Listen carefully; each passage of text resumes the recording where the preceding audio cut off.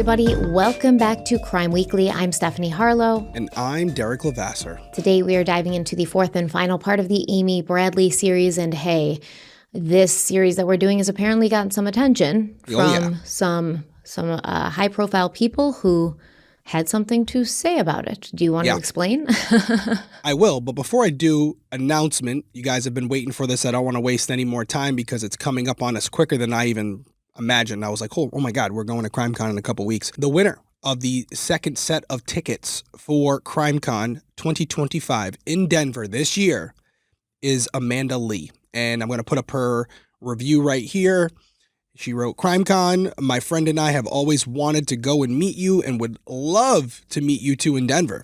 Then she puts an edit. Bro, it's me, your Insta bestie. And then she writes, P.S. Your Amy Bradley case is making me feel a certain way about my favorite color being yellow. And then finally she writes, P.P.S. I'm the one who made the video you guys all shared on Instagram. And I talked about it in a video, and I'm not going to lie to you. There was some amazing comments from you guys. And the only bad thing about this giveaway is that we can't give tickets to everybody. But we gave the edge to Amanda because she did step outside the box. She did do an actual Instagram video where she broke down our case. She put up a photo of her friend that would be going with her. She put some work into it, and you could see that. And so that was the tipping point, but we're going to do this again. It was a huge success. We had a lot of response for it, and next year maybe we'll do 3 or 4 sets of tickets. And now you know, think outside the box, be creative.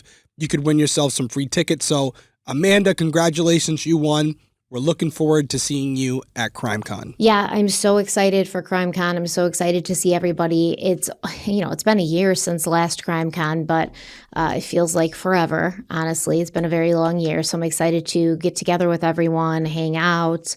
We have the Clue Awards, which we're super pumped about. Yep, and thank you, everyone. We were nominated again for Content Creator of the Year, which is an award selected by you guys. Yeah. So thank you so much. We really appreciate you guys. We love you so much for this. We can't wait to share the weekend with you. Probably going to lose again. That's all right. We're going up against, one of the people we're going up against is Kendall Ray. Yeah. So in Denver. Yeah, her backyard. That's all right. The most important thing is that people, care enough to even put us in the running, and we appreciate that. No, it's not. I'm going to start breaking legs. I know. We got to win one Derek year. is so competitive. It's just we're like the Leo DiCaprio of the Oscars. He's like, I don't care, and then they announce the name, and he's like in a bad mood all night. I don't like losing.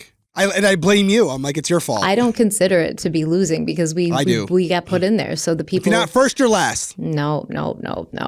I don't think so. But all right. So now tell us about the whole, Yeah. So tell us about what happened. What message did you get? Yeah. So this series has been doing really well, and the feedback has been incredible on it. We have really dove all the way in on this one. No pun intended. Like, we really have. And we've brought up some interesting points, and it's starting to get a lot of engagement. I think it was like #1 on Google for videos for a while.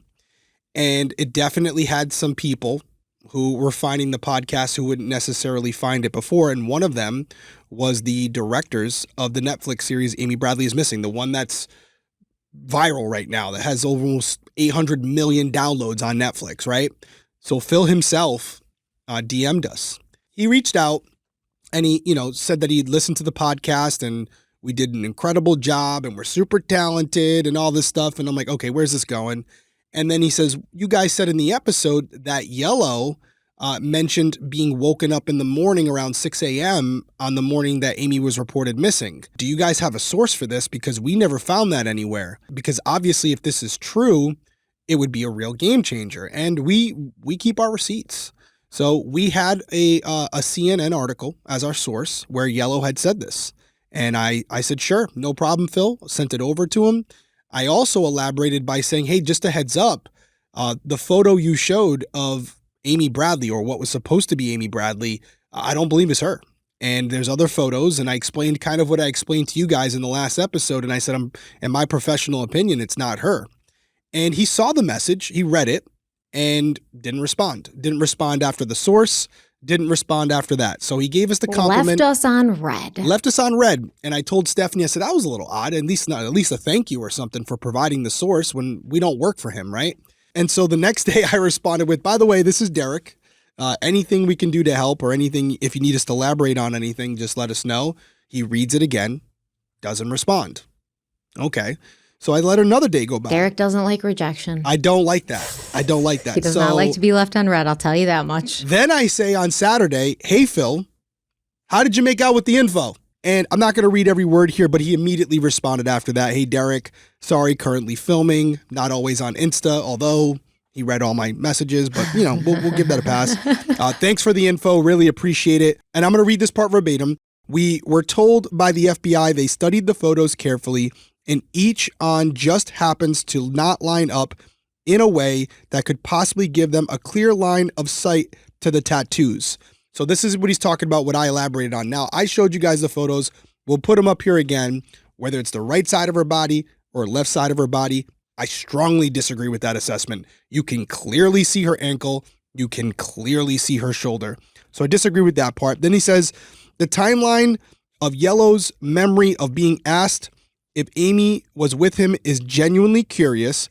By 6 a.m., it's not the Bradley's family story that they even knew Amy was missing yet, and didn't report that fact that they couldn't find her until 7 a.m. So if the CNN article is accurate, and he put in parentheses, and it's possible the story is incorrect or Yellow is mistaken, this would mean the ship were looking for Amy before her family even noticed she was missing. Also, I'm a little older. I don't really understand the etiquette of leaving someone on red, so I'm sorry if that was rude. Okay, no problem, Phil. So I wrote back to him, in my professional opinion, I don't agree with the FBI analysis. You can clearly see all of her shoulder and her leg in one photo, and whether it represents the left or right side of her body, there are no tattoos. But I respect the fact that they may have access to something that I don't.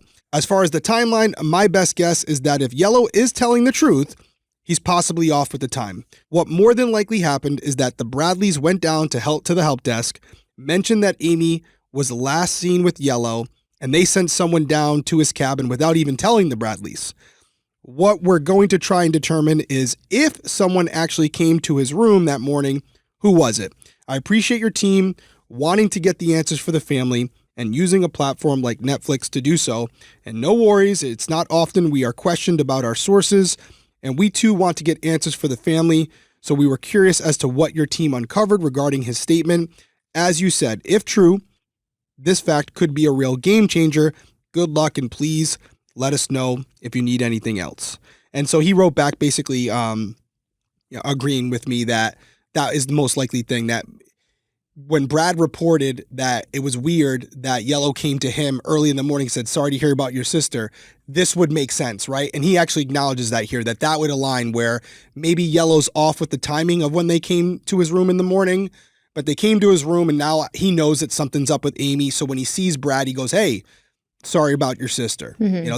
That would explain that. So what you're saying is Yellow knowing about Amy being missing when he spoke to Brad would make more sense if they came down to his room. Even if they hadn't made the announcement yet. Correct. Because he'd already been notified since he was named at the help desk as Correct. One of the last people that Amy was seen with the night before. And we were talking about this before. They go to the help desk and say, hey, Amy was with this person last. They know who it is. They know how he is. They send someone down there to get her out of the room if she's there. They want to avoid any problems. Do I think it happened at 6 a.m.? No, I do not. It's not possible. It had to have happened after the Bradleys reported her missing. So I think that Yellow's got that time wrong. Now, this could be significant for a couple reasons, and maybe we'll get into it later in the episode, but on the surface, if Yellow's already in his room at the time when they're reporting Amy missing, it's not completely impossible that he still is involved, but it's less likely. He's already back in his room, passed out, or at least pretending to be passed out. But to think this was some elaborate trafficking event, you would think that he would still be out doing whatever he's doing, because she was, according to her father, seen at 5:30, and then by 6 she was gone. They went downstairs by 7. So it's still an hour and a half, but a lot smaller of a window than the Charlie drill later in the day at 1 p.m. when they believe that was when Yellow's room was finally looked into. So the window of opportunity does shrink quite significantly. And overall, I will say this, although I don't agree with everything in the documentary, it is extremely well done. It's well produced. It's very well produced. And the lighting, the camera work, it's incredible. It puts you back on the ship. It's incredible. I will say that. I mean, I think it's worth a watch. I will say. Definitely watch. Yeah. There's a lot of great information in there, and there's no way we could do this series the way we're doing it without watching it. But overall, thank you guys. Thank you for your support and the fact that Netflix or people who are working for Netflix are reaching out to us. Little old podcasts, independent podcasts. It's a pretty big deal. And, Phil, I appreciate you reaching out. And listen, I will say this to him and the rest of his team, and I think I can speak for you as well.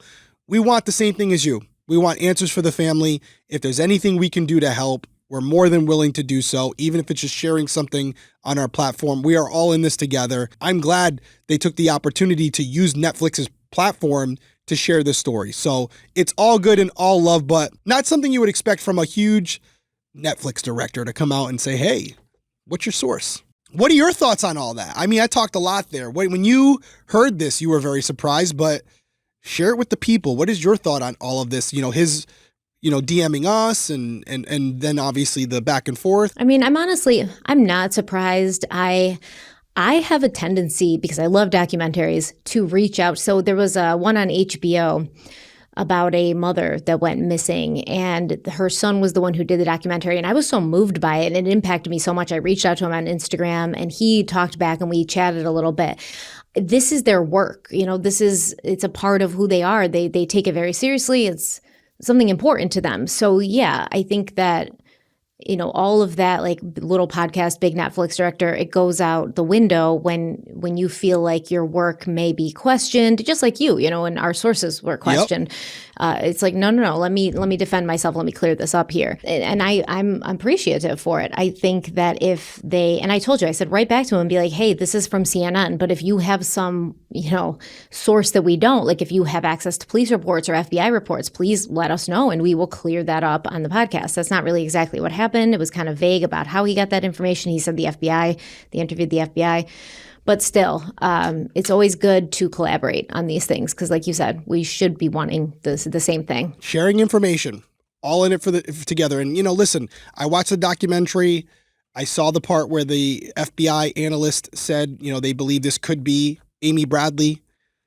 Yeah, based on that one photo, I can see where they make the comparison. They talk about the lips, the chin, the hair, a widow's peak. Yeah. For sure looks like her. We acknowledge that readily, yeah. But that's a close-up photo.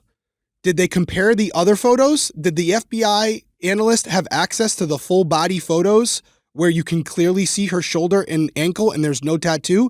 Now, I'm going to address it right now because there were a couple comments about this, and feel free to disagree with me, Stephanie, but the only rebuttal I have to my assessment of these photos is, well, Derek, they could digitally alter the photos or they could use makeup.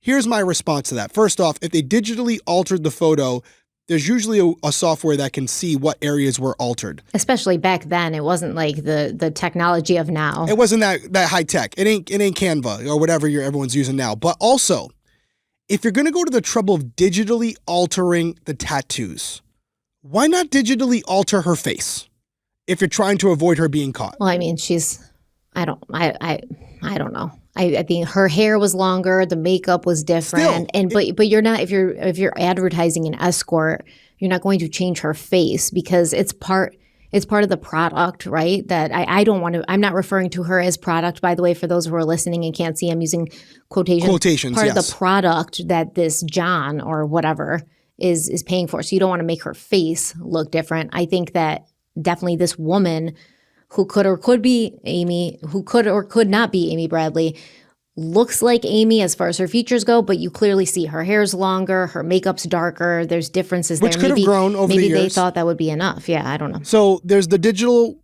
altering of the photo and then also the makeup. The makeup's possible, but I again pose this question to all of you.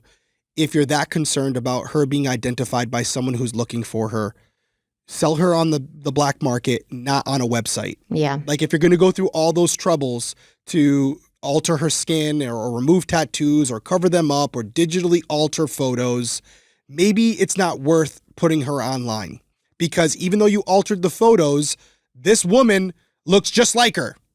So it contradicts what the whole process would be. If you're altering stuff, it's so that people don't recognize her, and yet you left her face completely intact. And this woman clearly looks like her. So that's my take on it. And some of you noticed that, I said the phrase, I'm 100% certain, and I never say that. And I will tell you, after watching the series, after looking at the photos a million times, I am still 100% certain, coupled with the fact that there's a woman out there pretending to be her, that this photo is not of Amy Bradley. Yeah. I'm not 100% certain, but 100. No, I'm just kidding. I'm not. I would bet my profession on that it's not her. That's how convinced I am. Unless someone's going to prove to me that these photos were altered and that they were the makeup was added and all this, and yet they still decided to leave her face exactly the way it was. And I do have more. They could have put makeup on. I know that there used to be a Of course type, they could. Yeah, a type of makeup that was intentionally formulated to cover tattoos. It was like thicker, and you can't. So that could be the Look case. at the scam artist put tattoos on to make it look like Amy. Yeah, I think that's the only thing that's preventing me from going 100%. That's not Amy Bradley because of how much she looks like her. That's the only thing. There are and were ways to conceal tattoos, and they could have done that, hoping that would be enough to, make sure she wasn't recognized or found. And clearly, it wasn't. Even though her face looks exactly like her. Yeah. Clearly, it wasn't enough if that was their plan. You get what I'm saying? Like her face. This woman, if it's Amy, she looks just like her. I know.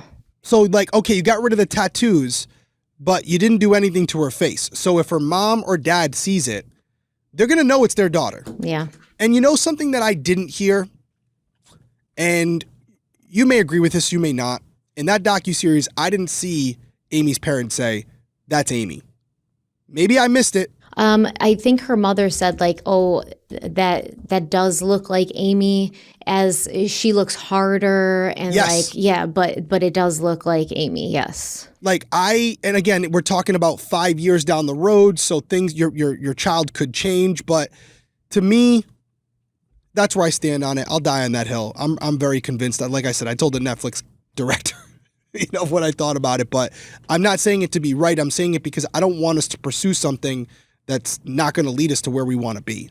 And I will talk about what we could do with this photo, because I do think there's an angle to pursue here, and I'm surprised that we haven't yet. If we have, I have no public information on it. But yeah, we'll get into the episode, and I'll give more of an in-depth analysis during my conclusion. All right, so let's dive in, because at this point, the Bradleys have to sort of accept there's nothing they can do going around all these places. They're having car chases in Caribbean islands, and they have to go back home. So back home in Virginia, the Bradleys did turn their house into a command center determined to keep Amy's case alive. They contacted media outlets, lawmakers, and law enforcement, launched websites and hotlines, and offered hundreds of thousands of dollars in reward money. Leads poured in from Curacao and San Francisco, giving the family hope that Amy could still be out there. But one of the most disturbing tips came in 2005 when the Bradleys received explicit photos of a woman known as Jazz on an escort website.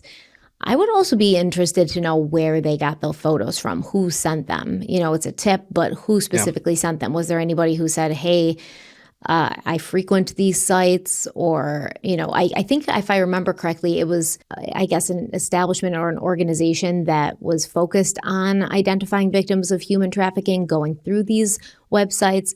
So that's actually a legitimate sort of lead at that point, because it's an organization that's doing this specifically so they can find people, missing women who may be now, trafficked and advertised on these websites.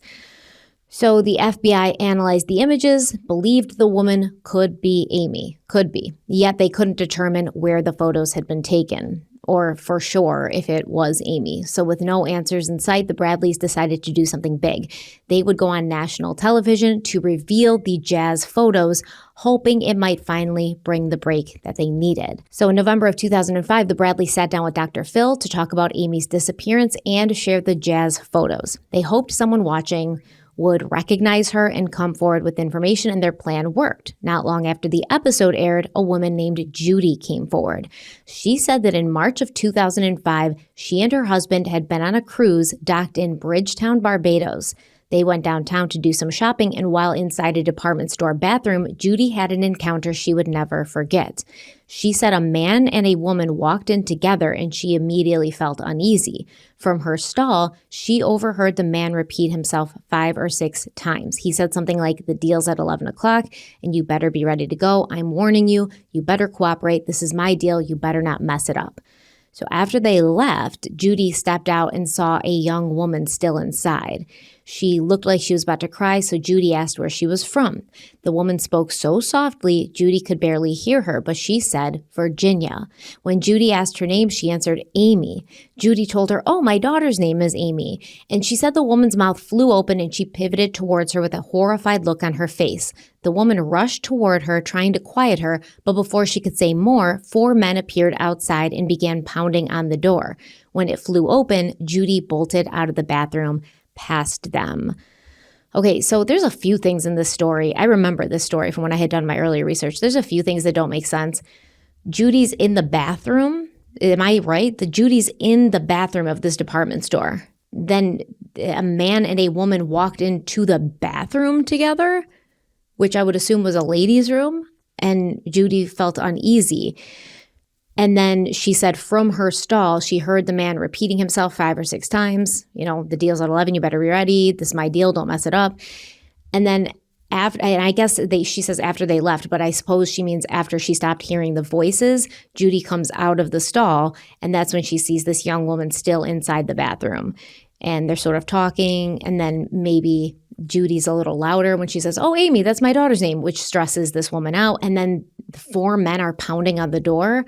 Why were they pounding on the door when they could have just come in? I mean, if a guy already walked in the bathroom with her with no issues, why are they pounding on the door instead of just coming in? It doesn't make a lot of sense to me, this story. Do I think it possibly happened? Maybe. I find it a little bit more likely that now you're on national television, you're on Dr. Phil, and there's just some people that want to be a part of something. They just want to kind of put their name in the ring, and they want to have some sort of connection to some case that they saw on TV.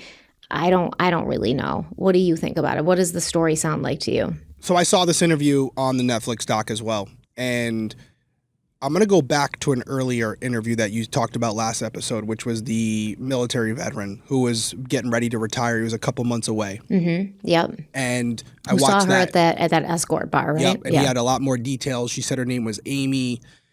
And in that interview, I don't know if you mentioned it in the actual episode, but in the interview, first and foremost, I don't mind saying it, the guy sounds like an idiot. He's laughing the whole time. He's like, I don't know. I just didn't like him. He's very unserious, yeah. I didn't like him. Didn't like him. That's just my personal opinion. But he said something that stood out to me. He says that as he was talking to this woman, she's sitting there. She kind of looks like Amy. He doesn't know it at the time. He didn't see Amy till after, but looks like Amy. And she says she was taken. And she says, I owe these guys $200 and they have my papers. That stood out to me because you will have instances where... That wasn't in the original story. She just said she couldn't leave because they had her papers. So in the Netflix doc, I saw that she said they owed her $200. She owed them $200, and to me that stood out. Why? In my experience, whether you agree with it or not, I was involved in a lot of John stings, and a lot of the times the sex workers would bring up reasons why they needed the money to try to get more money out of the Johns. Oh, I got to pay my rent. I got this guy I got to pay off. I owe this person money. I need to turn on my utilities, whatever. To me, a lot of these stories, including Judy's, are true, or mostly true. Unfortunately, I don't believe they were talking to Amy. I believe they were talking to Jess, a.k.a. Susan from Daytona. And I think that this woman was using these stories to try to illicit business. And I think with this particular military veteran, she was trying to get some extra money out of him, saying that she was Amy and she owed this guy $200. Maybe he was going to give it to her. With Judy, I think a similar thing where I don't know what the overall motive would be with this woman, but maybe she was just in character and that's what she was telling everybody. That's her name, her dancer name, like she's going by Amy. I do think there was a woman who was going around these islands and being seen by people, and she did look very similar to Amy Bradley, but that's because she was doing it on purpose, and the real reason is because she was trying to generate income. So that's where I kind of put most of these witness statements. The only one that was somewhat interesting to me was before they got off the boat. There were 2 party goers who saw her at the 6 a.m. We talked about that. She says that she saw Amy and Yellow going up the elevator up to the club, which you already talked about. And she says then Yellow walked by her like 15 minutes later and didn't say anything, but he wasn't with Amy. Mm-hmm. To me, I agree that she seems very certain. she seems believable, but to Yeah. me, I think that her timing's off. I think what she said she saw because she knew who Yellow was. They were in the club together. He had flirted with her. But it's very possible what she saw was actually them leaving for the night and Yellow trying to get her to come back to his room, but she didn't. So that story can be completely true and yet off with the timing. But because she's saying 6 a.m., now it's a huge story. Yeah. Because she's already back in her room, when in reality, that could have been around 3:30, 4 o'clock in the morning or 3:45 right before as Amy's going back to her room. So that's my interpretation of it. I know that there's going to be people who disagree with me, but that's how I take it because that's the only interview that I see where Jas was not on that boat. So it could not have been Jas. But once you get off the island, the person asking where the phone is. Could it have been another girl with of course. Yellow who had brown hair and kind of looked like Amy? You know, could have also been a mistaken identity. Maybe he was talking to some other girl. We don't know. Possible, absolutely. And so, you know, and then the accounts, and I'm putting all of these under that category because I'm of the belief that Amy didn't get off the boat. These sightings, they're either just completely wrong, or the woman they're describing who's calling herself Amy Bradley is actually Jas. And, you know, I'm not going to save it for the end. I'll say it right now. Where is Jas? Where is Susan from Daytona? Where's Have she we at? tracked her down? Do we have any info on her? I've seen the Reddit forums. I've seen some other newspaper clippings or whatever, articles online. Where is this woman? Because we could put a lot of this to bed right now. Because if you find her, supposedly there was another woman who knew her, said, yeah, I know Susan. She was going around saying this. Where's that woman? Let's reverse engineer this. Let's find Susan if she's still alive, because we could bring her in and interview her and find out if she's the woman that all these people are describing, the one who asked to use the phone or where the phone was, the person who talked to this military veteran. It's not a really good look. I don't think she wants to come It's a terrible forward. look. Yeah. But it's a terrible look that you're using this person as a means of getting more money because you know she's missing. So she's already a horrible person. I don't feel bad for her. Well, that's Bring her probably why in. she that opinion of her is probably why she wouldn't want to come Yeah, forward. no shit. Yeah. But she doesn't have a choice. We gotta Well, find she her. We gotta does. find. Yeah. I'm sure there's a crime you can charge her with. I'm sure there's something there. We could get creative. Oh, there is a crime there. That's why she's not coming forward. We'll find a way to get her into an interview room. But overall, I think that's what a lot of these. I'm chalking these sightings on the islands up to that. I think these people who saw, quote unquote, Amy Bradley was actually seeing Jas or someone who also looked like Amy Bradley. All right, well, we're going to take a quick break, but when we come back, we're going to talk more about Judy because she's going to speak to the FBI after she comes forward. I don't know if anyone knows this, but I'm very interested in self-care, especially within the last few years, you know, getting older, really busy, not a lot of time to pay attention to yourself. I think that eating right, skincare routines, trying to get enough water, all of those things are really important. But recently I realized I was overlooking something huge, the actual surface I spend a third of my life on, my bed. And that's where Koyuchi comes in. We are so excited to tell you about Koyuchi because they are in a league of their own when it comes to bedding, bath, and home products. Their organic crinkled percale sheet set has completely changed the way I sleep. These sheets are naturally cooling, so I don't wake up tossing and turning. They're also really soft. I don't know if maybe it's just me. They're really, really soft, and they're certified to be free of toxins or chemicals that could seep into your skin. Basically, using these sheets is peace of mind and better sleep wrapped into one. And the best part is they look effortlessly stylish without me lifting a finger. The subtle crinkle effect means no ironing, no fuss, just that I woke up like this kind of vibe for your bedroom. Plus, the sheets actually get softer with every wash, which I've discovered, and there's no pilling or tearing, which is awesome. They are built to last. Honestly, it's a luxury that feels good and makes sense. So if you want healthy, handcrafted luxury bedding that lasts a lifetime, you need Koyuchi, and Derek's going to tell you how you can check them out for yourself and get a great deal. Yeah, I've actually become a bedding snob because of Crime Weekly. Right. I completely agree. So I have my rotation and Koyuchi is in there. They are an amazing set of sheets. Absolutely love them. So if you want healthy, handcrafted luxury bedding that lasts a lifetime, you need Koyuchi. Get 15% off when you visit koyuchi.com/crimeweekly. That's koyuchi.com/crimeweekly for 15% off. One more time, that's koyuchi.com/crimeweekly Crime Weekly.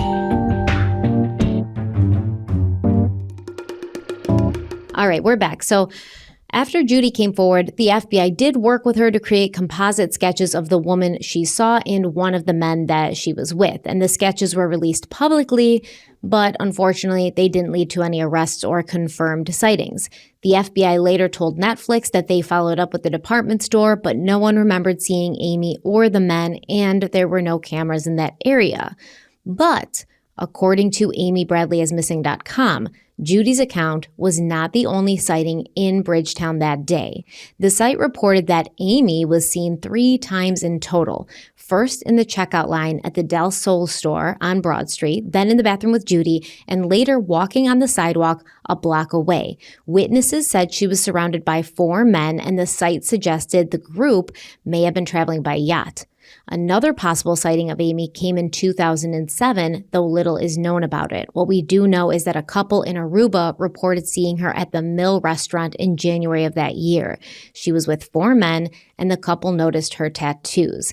At the time, they didn't think much of it, but later when they saw a story about Amy's case, they realized the significance and reached out. Now, as far as I can tell, this is the last sighting of quote-unquote Amy. Which leads me to ask, maybe if she was seen several times in that same area in Barbados, in Bridgetown, that could have been Jazz.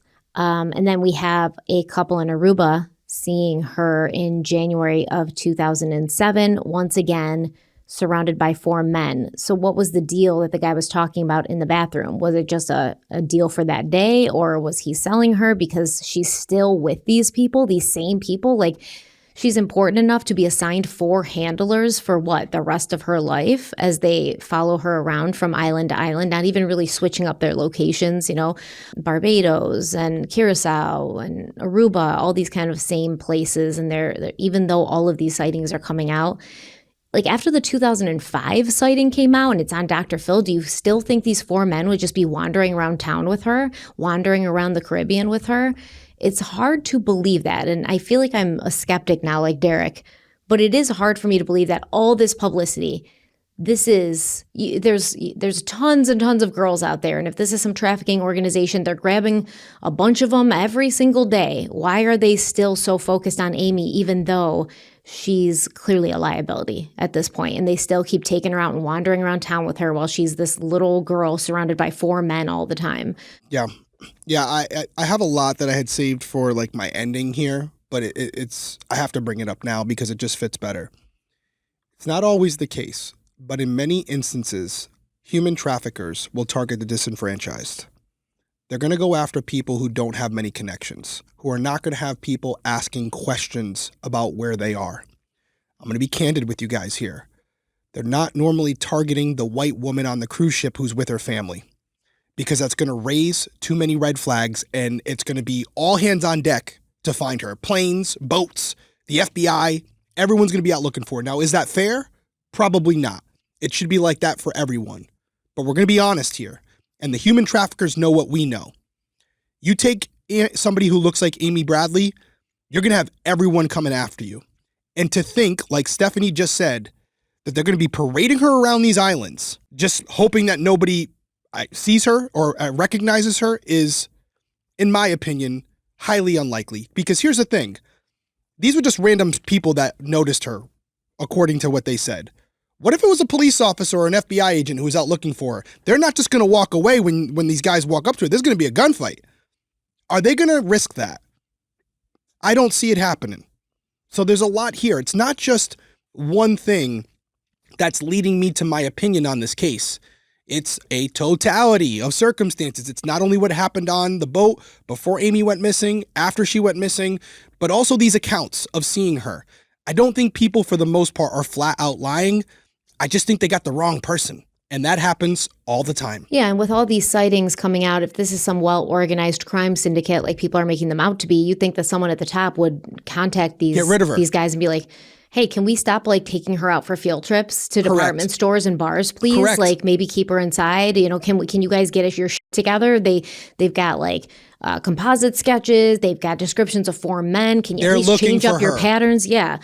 They're looking for her. It's not some woman who nobody cares about, who left her family, who's not looking for her. Who doesn't even know that she's missing. Yeah. That's right. That's right. And so, I mean, am I saying that the right way here? I'm trying to get it across. Like their target, the people they're going after, Amy Bradley does not fit that profile. I agree. All right, so then in 2010, a jawbone with a single tooth washed ashore in Aruba. Now, at first, investigators thought it might belong to missing woman Natalie Holloway, but testing ruled that out. The FBI then asked Ron and Iva for Amy's dental records to compare against the jawbone. Although they didn't believe it was Amy's because they still think she's alive, they handed over the records anyway. And Iva told the media, quote, "We have provided Amy's dental records because we follow every single lead of any size or nature," end quote. I would say that's a pretty big lead, by the way. Yeah, that's something you'd want to follow. Yeah. Even if you think she got taken, they could have still killed her and thrown her in the ocean. Correct. That's a pretty big lead. Or if she was killed on the boat, she could have been thrown in the ocean, right? That could still be her body. But despite collecting the records, authorities never tested the bone further, not against Amy or anyone else. And as far as I can tell, to this day, it's unknown who the jawbone belonged to. Okay, well, that's ridiculous. Why? Yeah, that same question. Why, if they provided the dental records? Yeah, there's more to that story. Something's going on there. There's no way they asked for the records and then didn't test it. Didn't do anything with them? That's interesting. I think there's more to that story than we know. Yeah, I mean, once again, there's so much to this we don't know based on the fact that it happened on a cruise ship in the middle of the ocean and there's no solid like, oh, this is who is in charge of this case. And then we get the FBI, I guess the most in charge of the case of all the authorities that were kind of involved with it, the FBI. But the FBI is not known for just talking about these cases, releasing information. And I don't even know who you would contact with the FBI to be like, hey, why didn't you guys take this jawbone from this girl who's missing? Yeah, I mean, FBI agents are doing the Netflix documentary, so I mean, they should probably be able to get that answer. You guys clearly got time. You're talking to Netflix, so why wouldn't you compare? You have the dental records, you have the jaw, unless they don't have the jawbone anymore, which might be something they don't want to talk about. If you haven't seen the docuseries, the FBI, there's multiple people from the FBI on there, investigators who work the case, people who are on the news doing the press releases. My takeaway is they don't know what happened. They haven't ruled out suicide, accident, foul play. Everything's still on the board for them.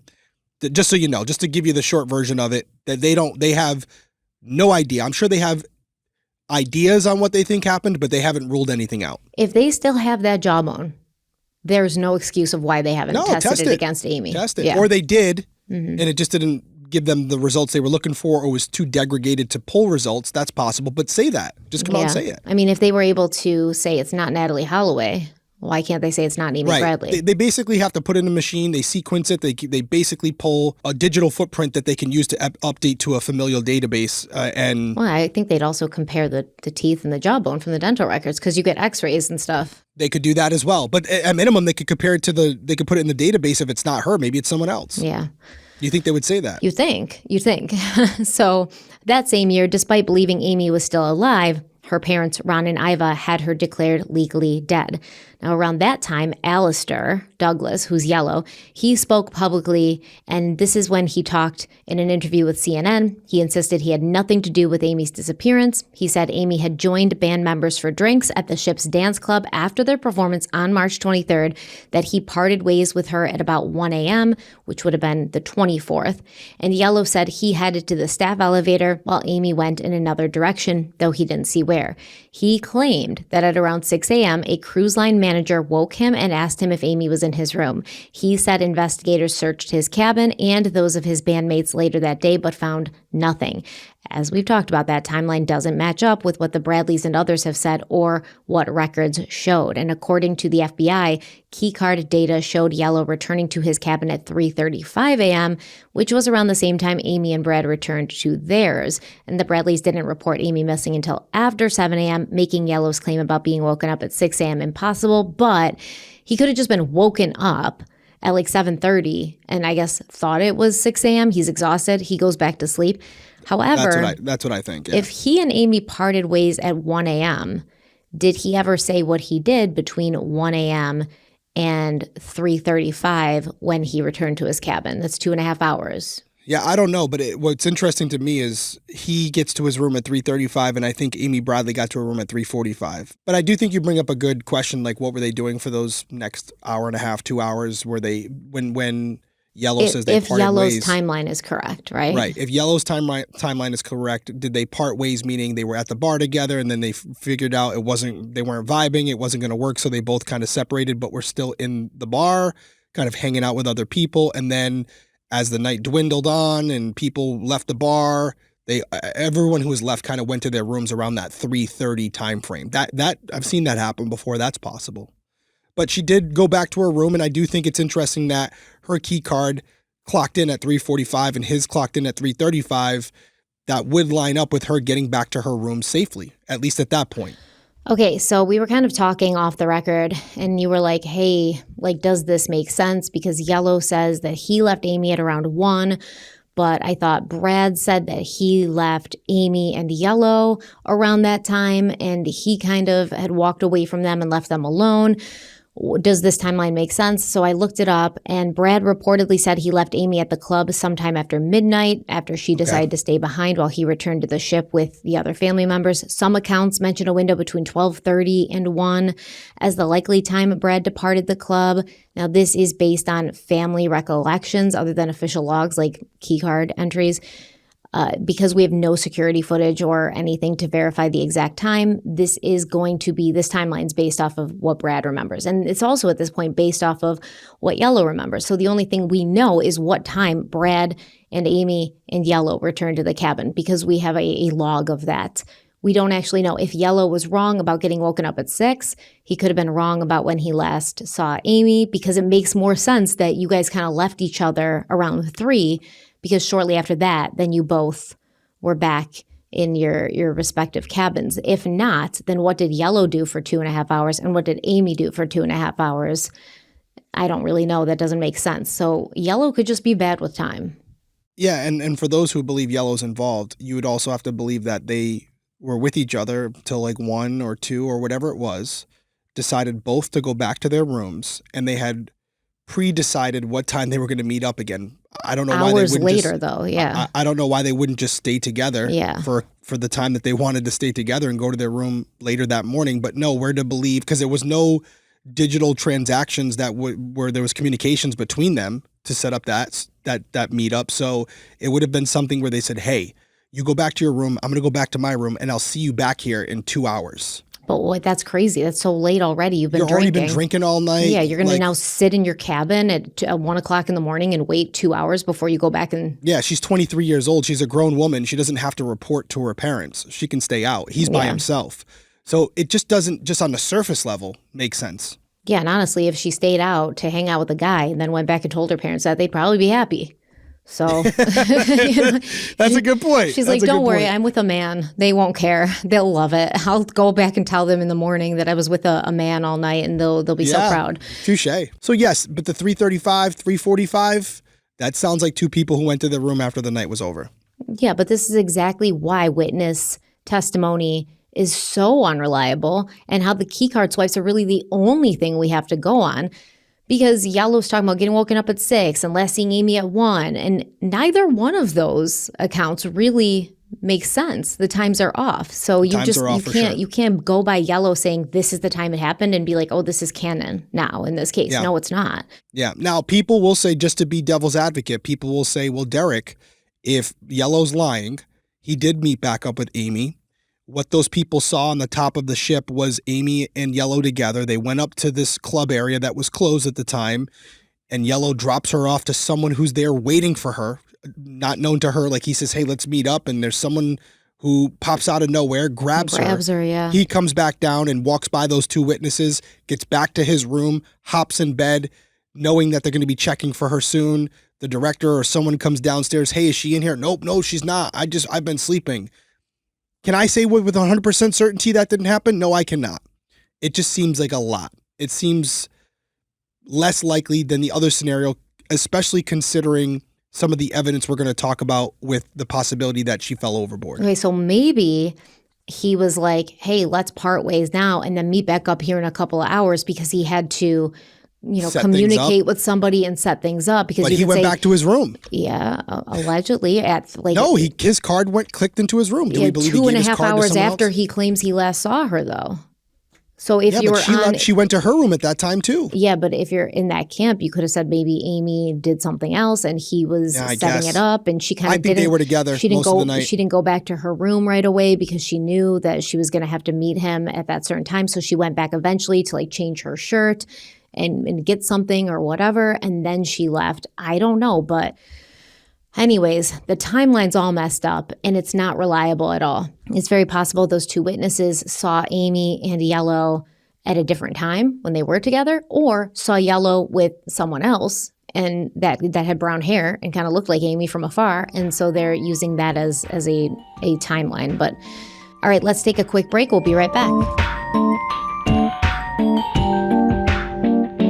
You know, one thing about crime is that it often leaves fingerprints, clues, traces, little things that investigators can follow. But there's another kind of crime against your peace of mind that leaves no fingerprints at all: debt. It doesn't break down your door, it creeps in. First, a missed payment, then a second notice, a call you don't answer. You tell yourself, I'm fine, I'll catch up, until suddenly you're not. Your account's frozen, wages start disappearing, and that future you were planning feels like it just vanished.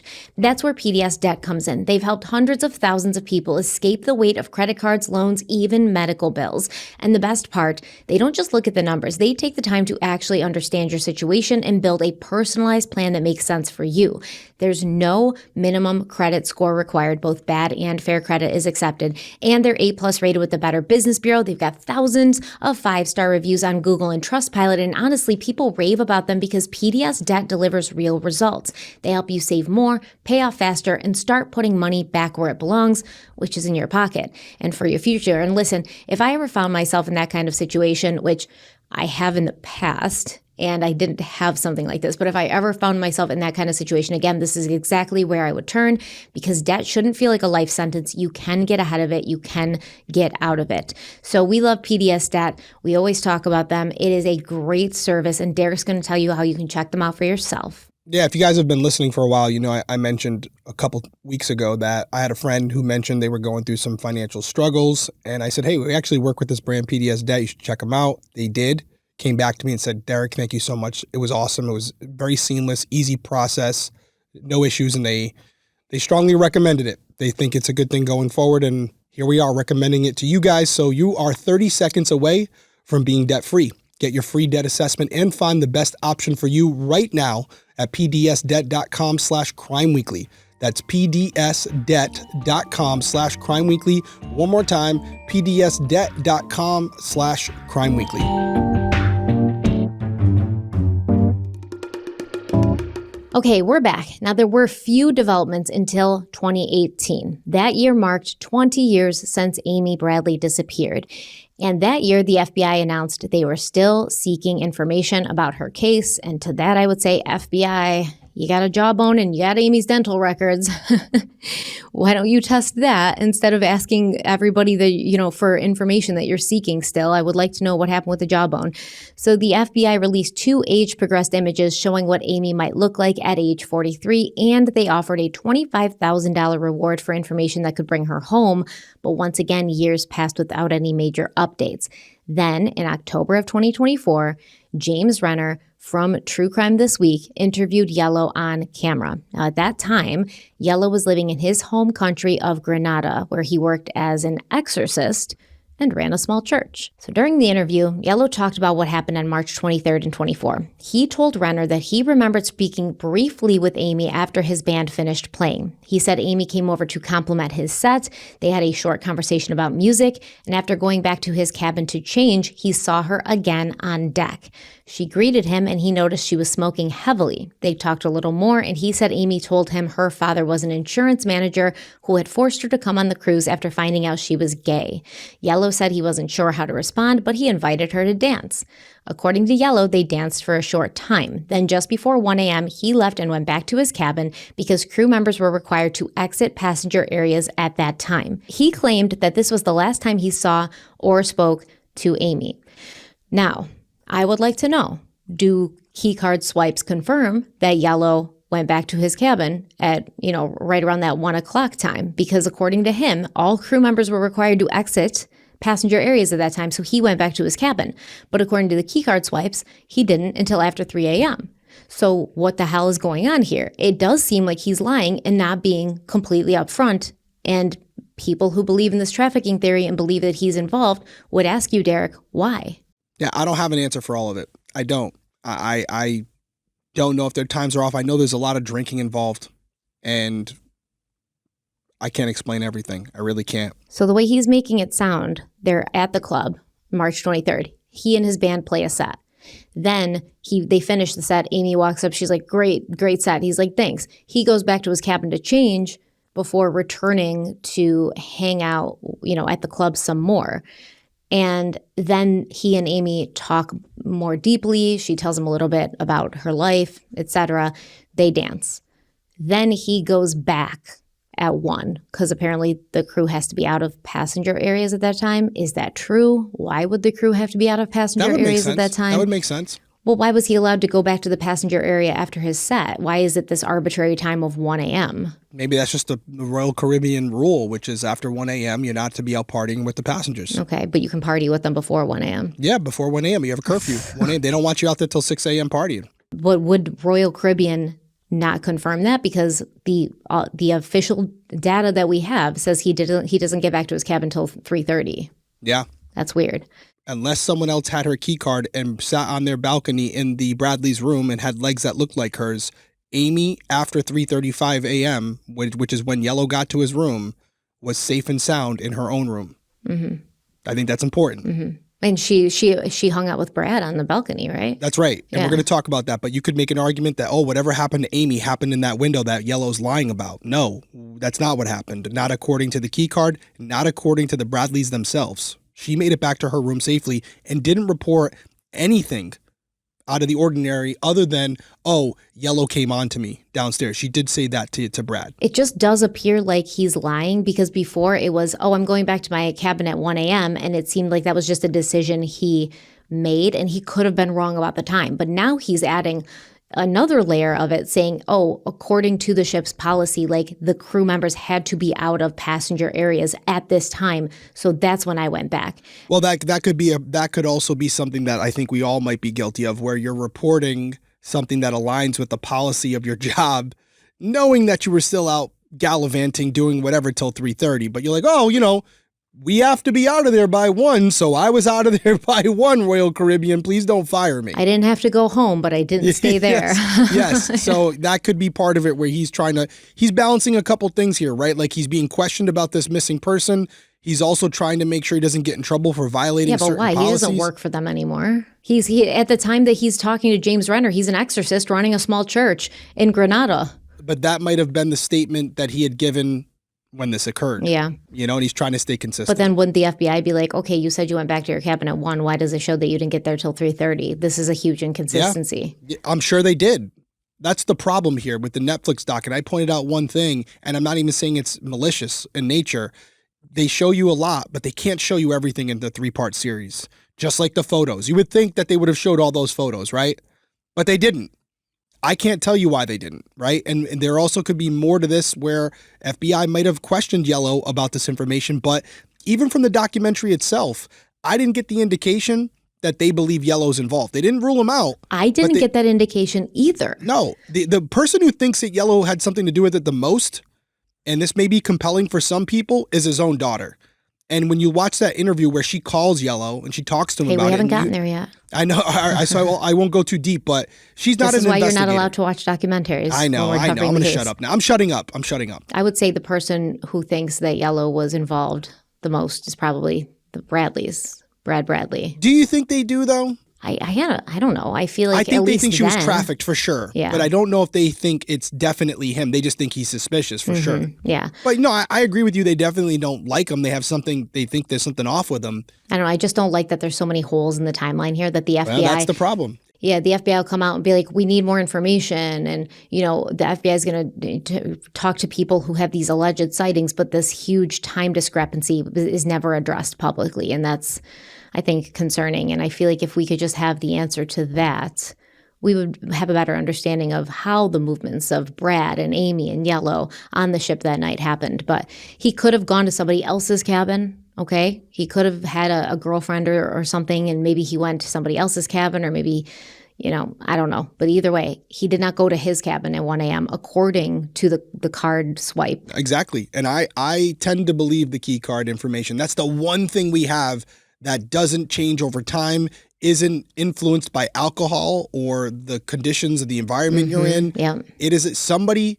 using his card checked into his room at 3:35, and you could question that, but I think it's extremely coincidental that 10 minutes later, Amy checked into her room. So I do believe it makes it sound like they left each other at the same correct. time. Yeah. I agree with that. So remember, Yellow says to James Renner, the last time I saw her was 1 a.m., just before 1 a.m. And that's pretty much what he told CNN as well. And he's talking to James Renner in 2024. So some time has passed. But now he's saying a little something different. Instead of what he told CNN, which is he got woken up by his manager at 6 a.m., he told James Renner that around 7 a.m. he was woken up by a call from his manager. And the manager asked if he'd brought a woman to his room, which was strictly prohibited by that way.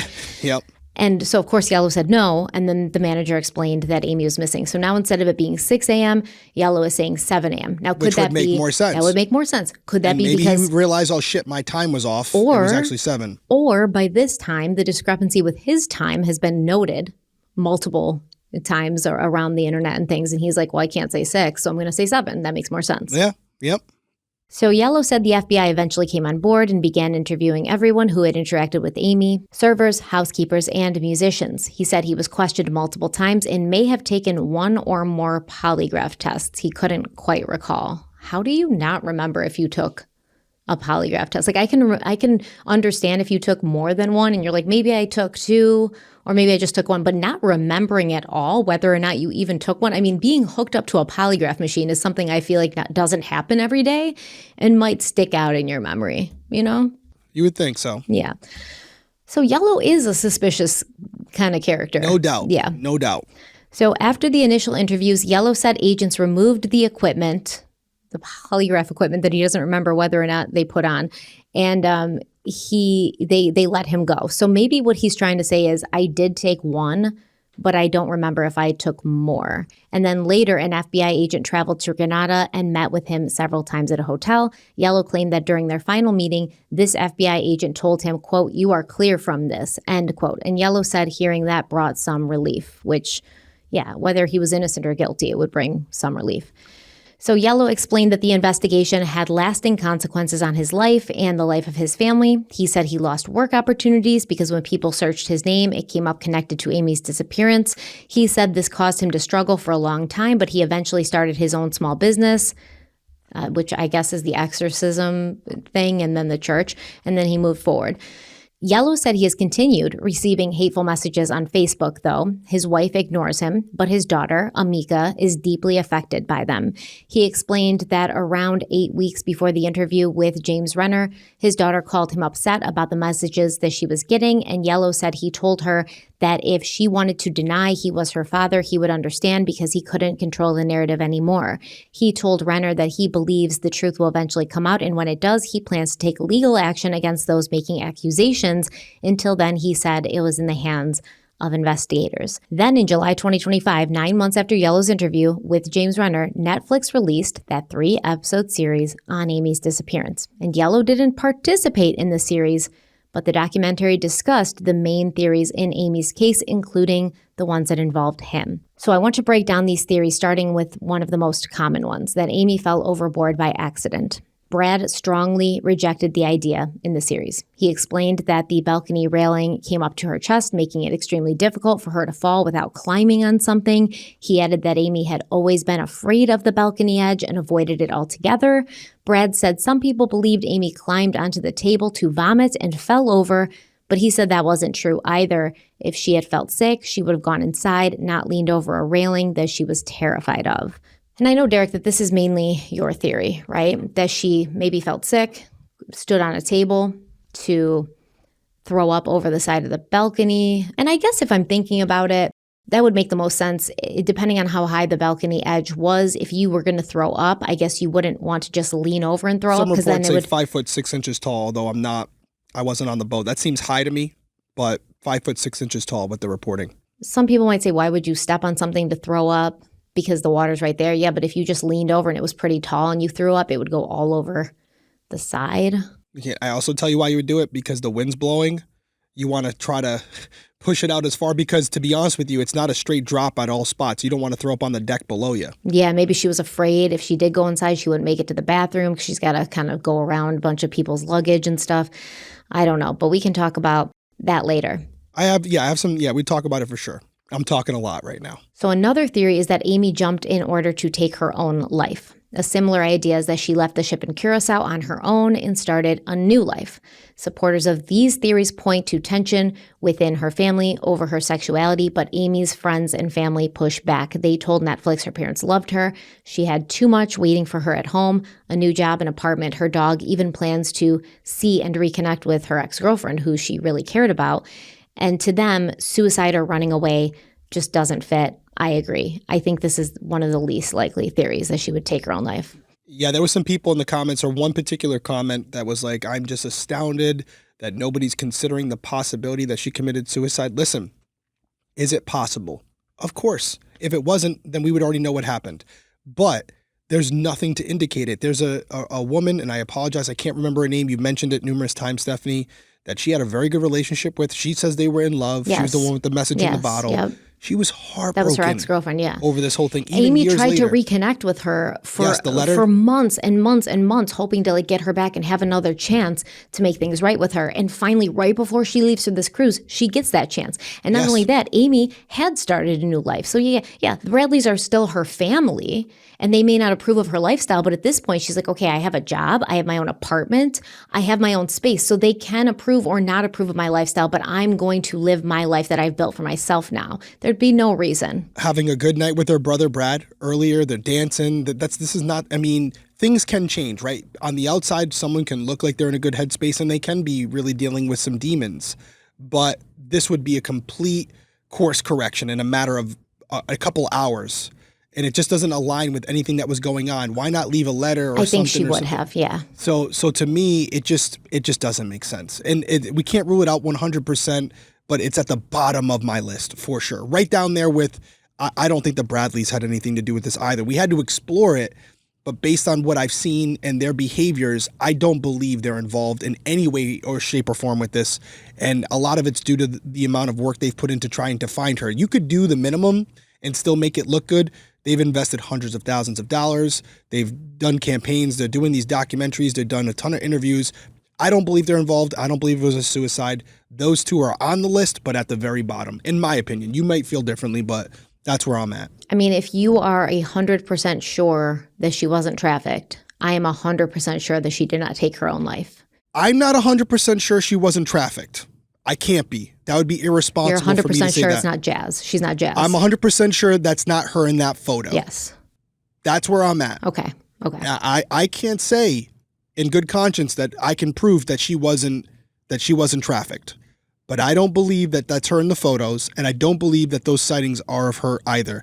I know people find it hard to believe, but if she had this many opportunities to tell people who she was, and she was trying to get away, I think an opportunity, especially if these people who were holding her captive were this careless, the opportunity would have presented itself. For years.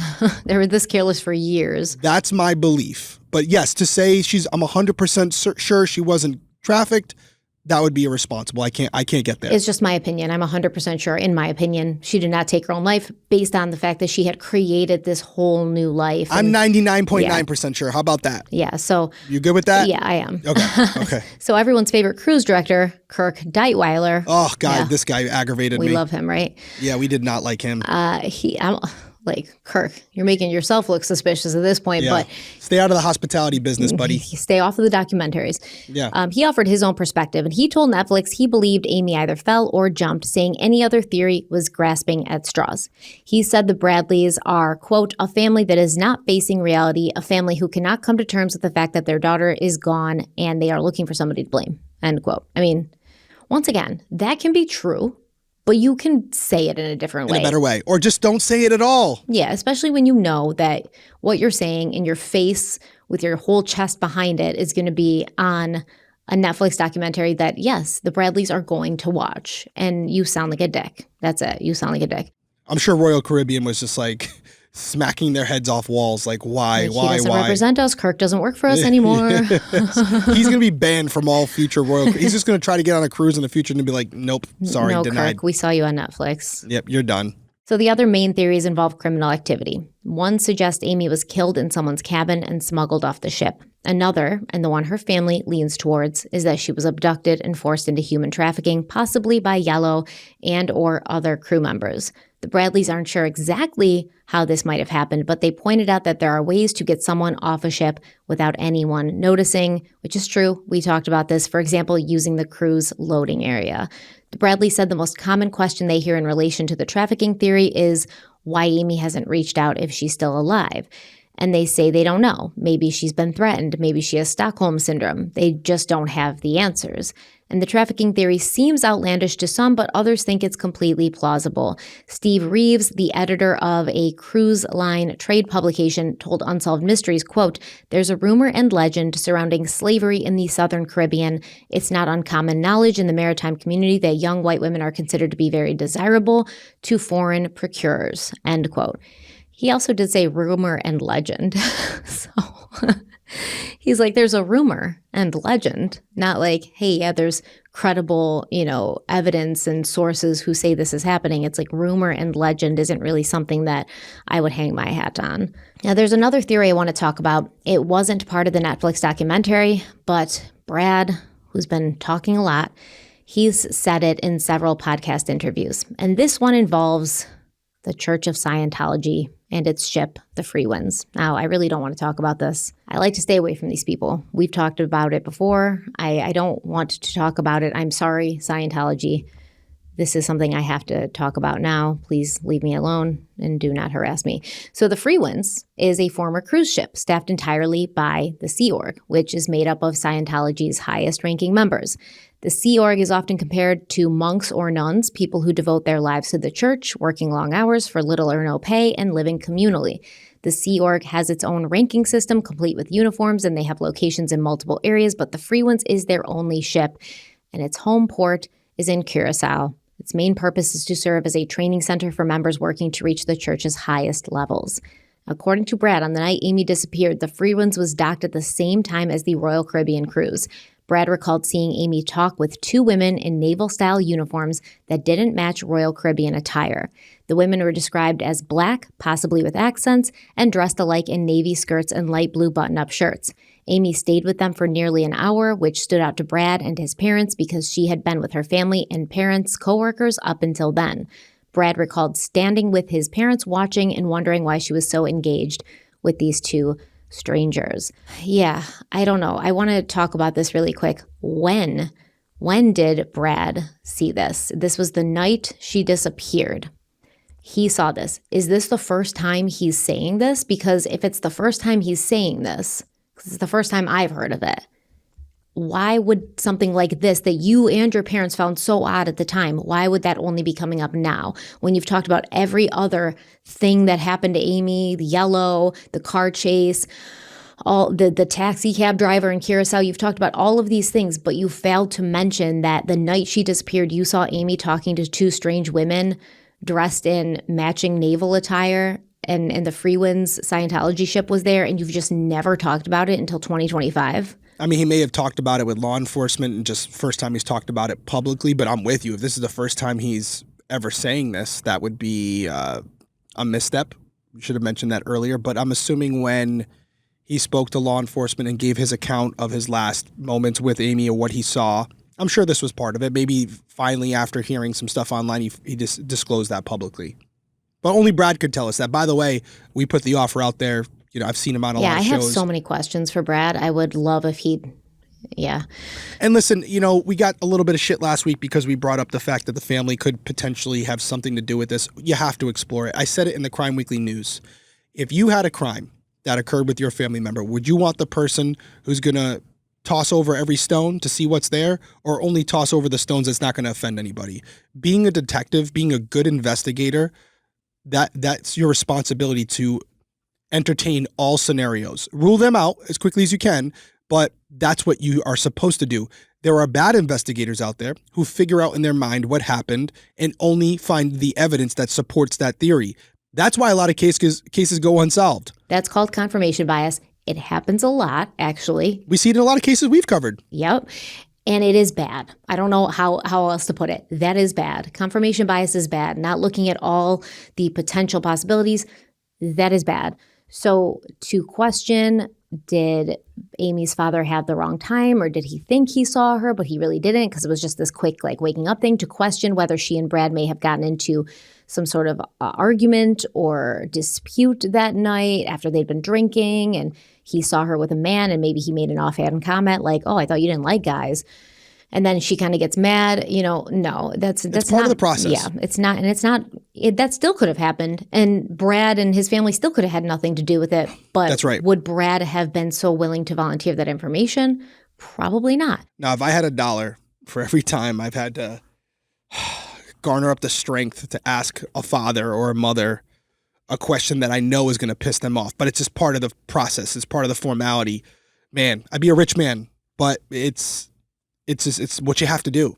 It's what you have to do. And most parents, although they'll be upset for a second, they'll come back and say, listen, I get it. You're just doing your job. And so we ask these questions. We pose them to you not to infer anything. More than likely, in our opinion, the Bradleys are just as much victims in this case as anybody else. But you have to ask it. And if we're doing a 3-4 part series and we don't at least broach that theory, then we're not doing our job. And that's not what we do here at Crime Weekly. We go all the way. We go all the way, Stephanie. Yeah, we go all the way. It was kind of in my head already when we started. And, I don't want to talk about it, but at the same time, it's like... People in the comments were saying it. Thank you for bringing it up. And we talked about this in Crime Weekly News, like you said. These are statistics. Like a lot. It's not as common that a stranger abducts somebody or a stranger just violently attacks somebody out of nowhere. More often than not, it is somebody that person knows, somebody they're close to. That person has a motive to do something or to lie about what they did. So of course we have to look at that. So we have to look at it. We looked at it. We're past it. All right. So now Brad sees Amy talking to these two women who could or could not be Scientologists. And he and his parents are watching this and they're like, this is kind of odd. And then when the parents decided to head in for the night, they walked over to say goodnight to Amy. She responded warmly, telling them she'd see them the next day. But Brad noticed the women who she was talking to, their demeanor shifted. While they'd been animated with Amy, they grew quiet when the parents approached. They didn't introduce themselves or engage, and Brad's parents found it odd. After the brief exchange, they went to bed, leaving Amy with the two women, and later the women left and Brad and Amy went to the disco. But that's not where the story ends. Brad said that after Amy disappeared and the family got off the ship to stay in Curacao, they asked for a priest or minister to pray with them, but the U.S. consulate and local churches couldn't provide anyone that night. But then around midnight, two men in naval officer-style uniforms, complete with hats, brass accents, and formal details, knocked on the Bradleys' hotel door. They introduced themselves as officers from the Freewinds and said they could help the family process their grief. Desperate for help, the Bradleys let them in. All right, so the alleged Scientologists are now in the Bradleys' hotel room. We're going to take a quick break. We'll be right back and tell you what happened after that. You know how true crime cases always have that one detail that everyone overlooked? Well, for me, that overlooked detail was sleep. For years, I thought feeling groggy, tossing and turning, waking up sweaty, or waking up with my back feeling like I'd wrestled Bigfoot in my sleep. That was just part of being an adult, part of getting older. And all of that changed when I switched to Helix. I took their online sleep quiz. It's literally a couple of questions about how you sleep, whether you run hot or cold, what kind of firmness you like. And then Helix matched me with the exact mattress I needed. It's the Helix Midnight Luxe. I have to say, it feels like it was built just for me. I've had it for over 5 years now. Yeah, it's 4.5, 5 years since I've had mine. We got it almost when we first started Crime Weekly. Yeah, it feels just as good as the first day I got it. And that's something I've never experienced with the mattress. I've always had to flip it, or I'm like, are the coils going? Because now I'm in pain again. That has not happened with my Helix Midnight Lux since I got it. You can even check your sleep status with Helix on your wearables if you have an Apple Watch or an Oura Ring or something. And when you actually wake up rested, your whole day is going to change. Personally, my focus is sharper, my mood is better, and I don't need 5 cups of coffee to form one coherent sentence. So if you're like us and you've been ignoring the crime scene that is your current mattress, it is time to upgrade. And right now, Helix is having a great sale site-wide. Tell them about it. Yeah, so right now, if you go to helixsleep.com/crimeweekly, you can cash in on their Labor Day sale, which is their best of web offer. It's from August 15th to September 8th, and it's 27% off site-wide. Really good deal. Once again, that's helixsleep.com/crimeweekly for their Labor Day sale, best of web offer, again, running from August 15th to September 8th, and that's 27% off site-wide. And please make sure that you enter our show name after checkout so that they know we sent you. Again, one more time, helixsleep.com/crimeweekly. So these two Scientologists, at least they've introduced themselves as that. They step into the Bradley's hotel room, and Brad said the men proceeded to guide the family through a series of exercises. Each family member was asked to repeat statements like, "Now that you've lost Amy, tell us about something you haven't lost or still have." The conversation soon shifted to the men asking specific questions about Amy, her favorite snacks and drinks, whether she smoked, what brand of cigarettes she preferred, things like that. Now, at the time, the Bradleys assumed this was part of the exercise. Looking back, Brad found it unsettling, as though they were collecting detailed information about Amy. Eventually, the men demonstrated a practice that Brad later learned was called a nerve assist.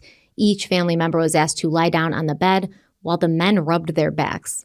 After around a minute, Brad's father grew uncomfortable and asked them to leave. Before they left, the men invited the Bradleys to visit the Freewinds, but the family declined. Once he was back home, Brad said he began researching Scientology, and that's when he discovered that the uniform worn by the two women that Amy was speaking to matched Sea Org attire. His theory became that the women may have been recruiters and convinced Amy to meet them again the following morning. If she boarded the Freewinds with them, he speculated she may not have been allowed to leave. Okay, so there's a few things here that make sense to me, and some things that don't. What I know about Scientology, which is extensive, unfortunately, this makes sense that maybe if the Scientologists were there and they heard that Amy had gone missing, they would go to the Bradleys' hotel room and try to almost like offer their assistance, as in recruit them. That makes sense. It doesn't make sense that the Bradleys would not have talked about this before now publicly, because they've been very vocal. And even, Brad's like, looking back, it was weird that they came in and asked all these questions about Amy. And then it was weird that they had us lay down on the bed and like give us back rubs. That was weird. That would have seemed weird then to me. Yeah. This would not have been something Nobody's where, give me a like, back in rub. hindsight, if you find all these other things like weird. Yeah, I know your daughter's missing. You want a back rub? Yeah, if you found the whole yellow thing weird and the, reports of Amy being in Curacao and things like that, if you found that stuff weird, would you not have found this weird? Just some randos show up at your door and start asking you detailed questions about your daughter who's missing, and then have you lay down on the bed so they can rub your back. That would have been weird then. I feel like the Bradleys have never hesitated to talk publicly about what they feel, what they believe, what their theories are, what their suspicions are. But this fell through the cracks. They never talked about it. Now, if Amy had been talking to two women from Scientology and these two women had convinced her, hey, come on our boat and maybe, see what we're all about. Like, we have adventures. Yeah, they had some good marketing, the Sea Org. They promised a whole bunch of things like adventure and kind of like the military does. You get to see the world and be a part of something. And that may have appealed to Amy. If she did join in and sign this like 1,000-year contract that Sea Org members sign, yes, she probably would not have been able to leave. So it is a potential theory, I guess, if this is true. If what Brad is saying is true and this actually happened, this is a strong theory to me. I'm sorry. It is. Knowing what I know about Scientology, this is a strong theory. Yeah, I'll be candid. I don't think this is possible. I think this is a nothing burger. I think it's a red herring. I think it's something where From the Bradleys' perspective, they're probably just trying to make sure every little detail that they have, they put out there at one point, even though it's later in the game, but they're like, hey, maybe we say something that jogs someone's memory and starts a new lead that there wasn't before. So we just want to make sure that we put everything out there, regardless of how trivial it may be. And I think that's what this is. I don't think there was, and I know Scientology exists, and we have a funny story with that from Crime Con. Yeah, it's not funny to me. It wasn't funny to me either at the time. But I don't think that she was taken by this group, and I don't think that they were, doing some counterintelligence to try to recruit them. I'm not saying it's impossible, but I'm just saying it's not on my radar. And you guys can come at me in the comments for that, for not really spending too much time on it. I think there are scenarios as an investigator that are much more plausible than this. So do you think, though, that Sea Org was docked there at the same time and that Scientology went to the Bradleys' hotel room and talked to them and asked questions about Amy and offered back rubs? Do you think that is true? I absolutely think it's true. What I think happened is that the Royal Caribbean team said, we don't have anybody available, any ministers or whatever. Yeah, but exactly. You know what? And Scientology was like, hey, this is our chance to... I don't know what their motive was, but I do think that maybe word got around, or they had reached out to some colleagues, Royal Caribbean, and said, hey, the Freewinds, do you have anybody available? And they said, yeah, we do actually. We'll send them over. And that's what happened. I think it's as simple as it sounds. I think their methods are a little unorthodox with the back rubs and stuff, but that's what I think happened. I don't think Brad or the family is making this up. Okay. Well, I mean, we haven't heard from the family, as in like the parents, about this. It's just Brad saying just that. Brad. Yeah. Yeah. Well, I mean, even more of a reason why I wouldn't make it up, because his parents would say, why would you say that? That didn't happen. I don't know. It's weird. And it's a weird thing to me. Scientologists are talking to you. They're asking questions. They're giving back rubs, and you never mention Listen, this. do you want to go to CrimeCon this year and not have this weird occasion again, or do you want to keep talking about this? Listen. You know, I'm trying to help you out here. All right. So I want to be able to do my meet and greet without some random photographer coming up to me and just making this weird comment like I'm not going to be here tomorrow, because I know you. Mm-hmm. All right? All right. I know enough about Scientology where I feel like, yeah, they might do some shit like this. I don't know, but they've been known to this hold. This could be worst time. CrimeCon, couple weeks. Allegedly, they've been known to hold people hostage against their will and not let them leave. It's a cult. Okay. It's a all right. cult. I will be at the booth down the corridor from Stephanie. We will not be together. We're going to be separated. Oh, I didn't know you were scared of ghosts and Scientologists. Listen, I'm scared. Did I seem scared that day? Yes. You're lying. You looked at me, you were like, you're not talking about this anymore. Done. We're done. But I said it in a way where you're not talking about this anymore. You're done. Yeah. Because I was looking out for you. But did I walk away when the guy came up to you? Or was I standing right there by your side? That's just about pride, not fear. Oh, my God. Well, whatever it is, I still stood there. Yeah, well. I call it courageous. Dude. Okay, just keep it's going. Kind of courageous for Brad to even talk about it if it actually happened, especially since he's done his research. I think he's just trying to be helpful. I honestly think that all these years later, he's just trying to make sure that if he doesn't find his sister, it's not because he didn't say something that he should have. And even though at the time it didn't seem important, because they haven't found her, all these years later, he's grasping at straws. He's trying to put everything out there to say, hey, maybe there's something. I know. I just feel like that would have stood out regardless. Like, super weird. If all these other things are standing out, this would have. But anyway, over time, Brad shared his theory with multiple people knowledgeable about Scientology, and they told him it was extremely unlikely. Joining the Sea Org is a lengthy process involving auditing, interviews, and security checks, not something that happens overnight. And to their knowledge, there were no cases of anyone being abducted directly onto the Freewinds.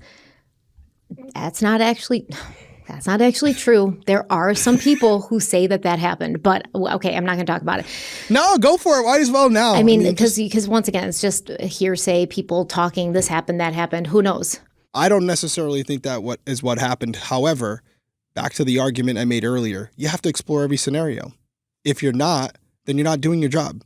So even though it may be unlikely in some people's opinions, doesn't mean it's impossible. So you have to talk about it. And we just did. So pause the video. Let me know if you're on board with Team Stephanie here. I will also say, I'm not saying this happened, but I will also say one more thing. Scientology historically evades law enforcement. Okay? Whether they've got people paid off, law enforcement. whether they got people paid, like LAPD, the Hollywood district is completely kind of in their pocket, in my opinion. So whether they're paying people off or it's just because it's just too much trouble to deal with these people, law enforcement kind of just does not mess with Scientology, even though there's plenty of things there that could and should be looked at. So when you have all these gaps and you're like, hey, why is the FBI not like pursuing this or that or the jawbone? They could just be like, because the FBI has also largely dismissed this possibility, okay? But they could just be like, they could just be like, we cannot deal with this. Like, we cannot deal with this. Amy Bradley is a grown woman, and if she got on that boat and signed a 4,000-year contract, we can't do anything about it. Just like when Shelley Miscavige was missing for, multiple years, and law enforcement didn't really do anything about that. So that's all I'm saying, okay? Okay, well, just to make sure you guys are aware, for CrimeCon this year, Stephanie will be at 2:30 in booth number 4 for her meet and greet. I will be at the opposite end of the area in my own booth. So please don't take me out. Fine, put it all on me. So anyways. I'll be there right with you. I know they're going to shoot you and they're going to hit me instead. They're not going to shoot me. They'll just threaten me some more. Yeah. Allegedly. So Brad clearly believes that this is a potential theory and it deserves more attention. He continues to bring it up. So we talked about it. There we go. We talked about it. We covered it. Add it to the list. Let's go back to the Netflix documentary. Beyond covering theories, the series shared new information that hadn't been made public before, including, once again, Amy's sexuality and interviews with her 2 ex-girlfriends. Now, 2 other major revelations stood out. The first was that around family birthdays, anniversaries, and holidays, an IP address from Curacao or Barbados accesses the Amy Bradley is Missing website and stays for around 45 minutes before exiting. Now, the family wonders, who is this? Could it be Amy herself? The FBI told Netflix it was possible, but they said they've struggled to trace the addresses further since they're outside of U.S. jurisdiction. This is insane to me. First of all, it could be somebody using a VPN, just pretending to be in that area and messing with you guys. That's right. Yeah, it could be, especially, if they think somebody's watching. And of course, yes, the FBI would have trouble tracing this address, especially if it's a VPN, because there's no actual physical place to trace it to. If there's somebody using a VPN acting like they're in Curacao or Barbados and going to the website, it could be jazz, man. Who knows? I think it's something that you have to run with. You have to see if there's anything there, any legitimacy to it, but I wouldn't put too much stock behind it. I think a lot of explanations could be put here that would explain why this is occurring, and many of them do not involve Amy being at the center of it. There's a lot of people who know the story in Curacao. There's a lot of people who know the story in the surrounding islands. People are wondering about it. As you said, there's a lot of people who have taken an interest in this or may want to pretend that they're in Curacao because they're sick individuals and they want to add to the narrative to create another layer to it. There's so many explanations that wouldn't make sense but would explain it perfectly. It wouldn't make sense that Amy was accessing that website if she didn't want to be missing and stay missing. If she was being held captive, she wouldn't have access to the internet where she would be going on to this website looking at herself. Or even you could say, oh, they've eased up their... Then she would come home. Then she would call somebody. She would use the internet to send you a Facebook message or something. Yeah. Yes. It's ridiculous. I'm sorry. We're open to exploring all things here. Come on. It can't be both. I think it's somebody messing with them, honestly, unfortunately. Here's the thing, though. If you believe she left the boat, you have to believe one of 2 things. She left the boat voluntarily, and she doesn't want to be found, or she's being held against her will. And if she's being held against her will, she doesn't have internet access, and in my opinion, she's not out there talking to all the people on the island telling them that she's Amy Bradley. That's just my opinion. It's one or the other. And if she's out there because she wants to be out there, she's also not going to be telling people she's Amy Bradley. Yeah. That's where I'm at on that. That's, we're getting near the end of this episode. It's time to start, dialing it in. If she's on the island, she's not telling people who she is, or she's not going to have the opportunity to tell people who she is. Yes. Both things probably cannot be true at once. Yeah. Not true. Okay, so there's another revelation, and we are going to talk about that, but we're going to take our last break really quick. Okay, so you know when you go into a liquor store and you're in the wine aisle and it's just overwhelming? Usually liquor stores have like 17 wine aisles and it's row after row of bottles, random animals on the labels, prices that make no sense. You just end up grabbing the same safe, boring bottle because you don't know what else to do. Well, that used to be me until I found Naked Wines. Now, here's the thing. Naked Wines is completely different. They connect you directly to independent winemakers all over the world.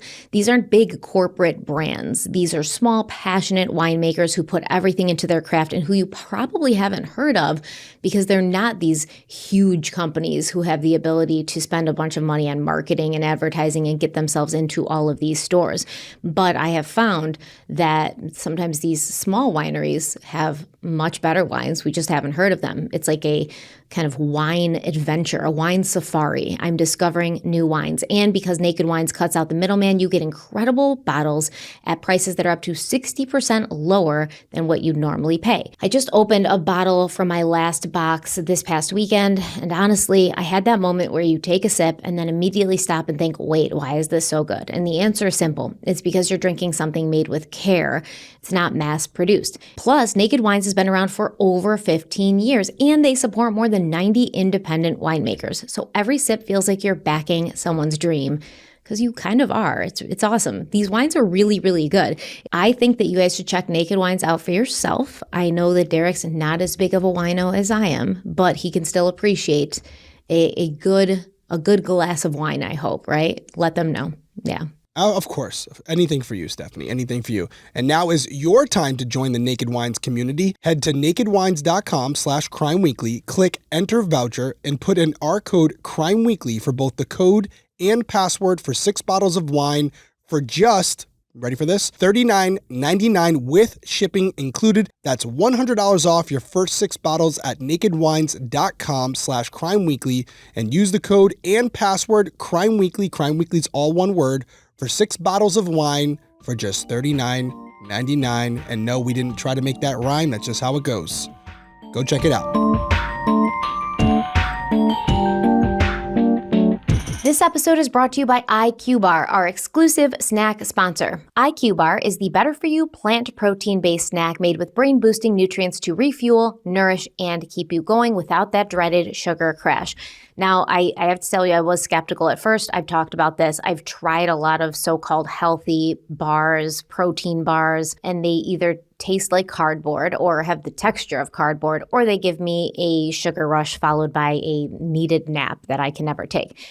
But when IQ Bar sent me their sampler pack, I mean, a long time ago at this point, it's been over a year that they sent me their sampler pack, I immediately reached for the flavors I thought I would like, chocolate sea salt, the peanut butter, and wow, these are actually good. Like, I could eat this every day good, and I do eat them every day.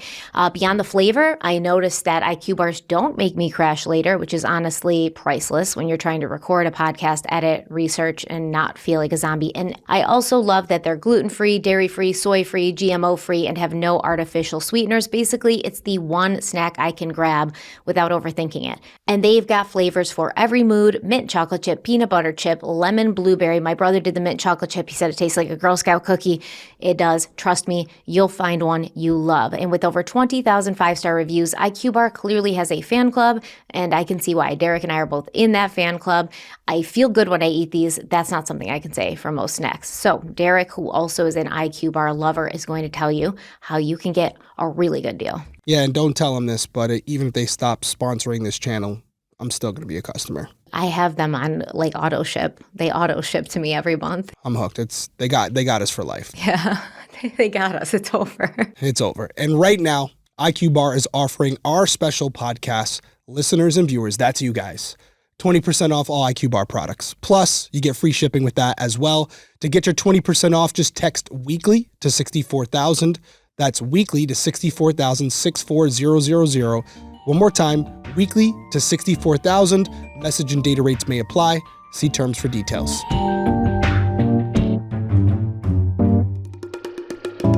Okay, we're back. So the second revelation we learned in the Netflix documentary came from Yellow's daughter, Amika. She told Netflix that when Amy disappeared, her mother was pregnant with her. Her parents divorced when she was still a toddler, but she stayed close to her dad. When Amika got older, her mother told her, quote, "Something happened on a cruise ship your dad was on, and if you go research his name, you'll probably find this out about him," end quote. So Amika said her mom told her when Yellow came home from his months-long stint on the ship, Amy vanished from. He was suddenly mean and dismissive towards her. He also had a bag with him, and when her mother looked inside, she found photographs of white women. Amika told Netflix she's asked her father about Amy multiple times, but his reactions have always been unsettling. He grows upset, and she feels like his story is missing pieces. She was so suspicious of her dad that in 2017, she contacted the Bradleys herself. During filming for Netflix, Amika even called her father directly. Yellow told her he didn't mind the questions, but insisted he had nothing to do with Amy's disappearance. He repeated the story he told James Renner and said the photographs were simply pictures taken with fans. Amika didn't seem to believe this response, and Yellow eventually hung up the phone. After the documentary aired, Brad went on several podcasts to share details that weren't included. He expressed frustration with the FBI, saying they've repeatedly told the family, "We don't have any evidence she left the room," which is interesting to me, actually. Yep. Brad points out that they don't have any evidence that she didn't either. He also doesn't believe investigators have truly explored every angle. One of his biggest concerns is the account from Crystal and Lori. Remember, those are the two women who said they saw Amy with Yellow in the glass elevator between 5:30 and 6 a.m. The FBI told Netflix they couldn't corroborate their sightings because the women hadn't used a key card to re-enter their room. One of their mothers had let them in. That's so right. Basically, they couldn't tell if they had gone into their rooms after this 5:30 to 6 a.m. sighting, or maybe the sighting had happened earlier and they were back in their room. 3:45? Yeah, and they were back in the room by 5, so it couldn't have possibly been between. 3:45 and 5:30 is not that big of a difference when you've been drinking all night and you're tired. So they can't corroborate the timing of their sighting, at least. And that's why the FBI is saying they have no confirmation that she left the room afterwards. This is why. Well, Brad said the mother confirmed to the family that she was the one who opened the door for them and that she did so at a time consistent with their statements. Despite this, the FBI never interviewed her, and Brad believes this was a missed opportunity as the mother could have strengthened their timeline. But she only strengthened the timeline to the Bradley family. She did not strengthen the timeline to the FBI. And would it have strengthened the timeline? Like, how would she have known exactly what time it was? Once again, if the FBI can't have this key card swipe data, they can't confirm whether that's actually the time or not. So in his podcast interviews, Brad has said that despite the family's frustrations with the investigation, they are grateful for the renewed attention the Netflix series has brought to Amy's case. He explained that it has given the case the most significant exposure it has ever received. He admitted that hope can fade during long stretches without developments, but he said the series reignited his optimism. Brad expressed hope that someone who knows the truth may now come forward, not just because of the awareness, but because they can see the family's deep love for Amy. And whether it leads to finding Amy herself or to identifying those responsible for her disappearance, Brad said they would be grateful for any answers. He said the not knowing is excruciating, but he believes it also has allowed them to hold on to hope. And I want to talk about that in a minute because we know they're holding on to hope. What do you make of Yellow's daughter's statements? If you guys go and watch the Netflix series, and again, I want to make it perfectly clear, we're not dogging it at all. It was a good series. It's definitely worth the watch. But she actually calls Yellow, like, while she's being interviewed by Netflix. And, listen, he's done some suspicious stuff. He's got these photos of all these white women, and the daughter is curious about that and has questions about it. But the daughter, just because she's his daughter doesn't mean that she's an authority on who Yellow is. If anything, she's being told what her mother told her, and, that can go a lot of different ways. Probably she has probably doesn't sound like the best relationship that they have. No, like people who say like, oh, his daughter would know more. No, that's not necessarily true. I can speak as a son to a father who I don't know, right? I don't know who he is and what he's about. And I know of him, and I had a short relationship with him, and it didn't work out. So I don't know him. And that's probably the case here. Although I will say, if you go back and watch the interview, it seems like Yellow is frustrated during the interview. I don't even know if he knows he's being recorded. I don't think he does. It might be a one-party state because it doesn't sound like she says you're being recorded. It just sounds like he's talking to his daughter, and he's like, listen, I did some things. I was dancing at clubs. I was younger, and I was this kid from Granada, and, they're asking me questions about this woman. They think I'm responsible for it. I had nothing to do with her. And then she's like, well, why are people saying they saw you on the beach with her? He's like, what beach? What? I don't even like the beach. What beach are you talking about? Like, it kind of sounds like he's fed up. He's over it. And his life is, if he's not responsible, His life has been forever changed because of it. So you can understand the frustration. And two things can be true. He can be a little bit of a scumbag, the way he's acting on the boat. No doubt about it. He could be a bad person. It still doesn't mean that he's responsible for this.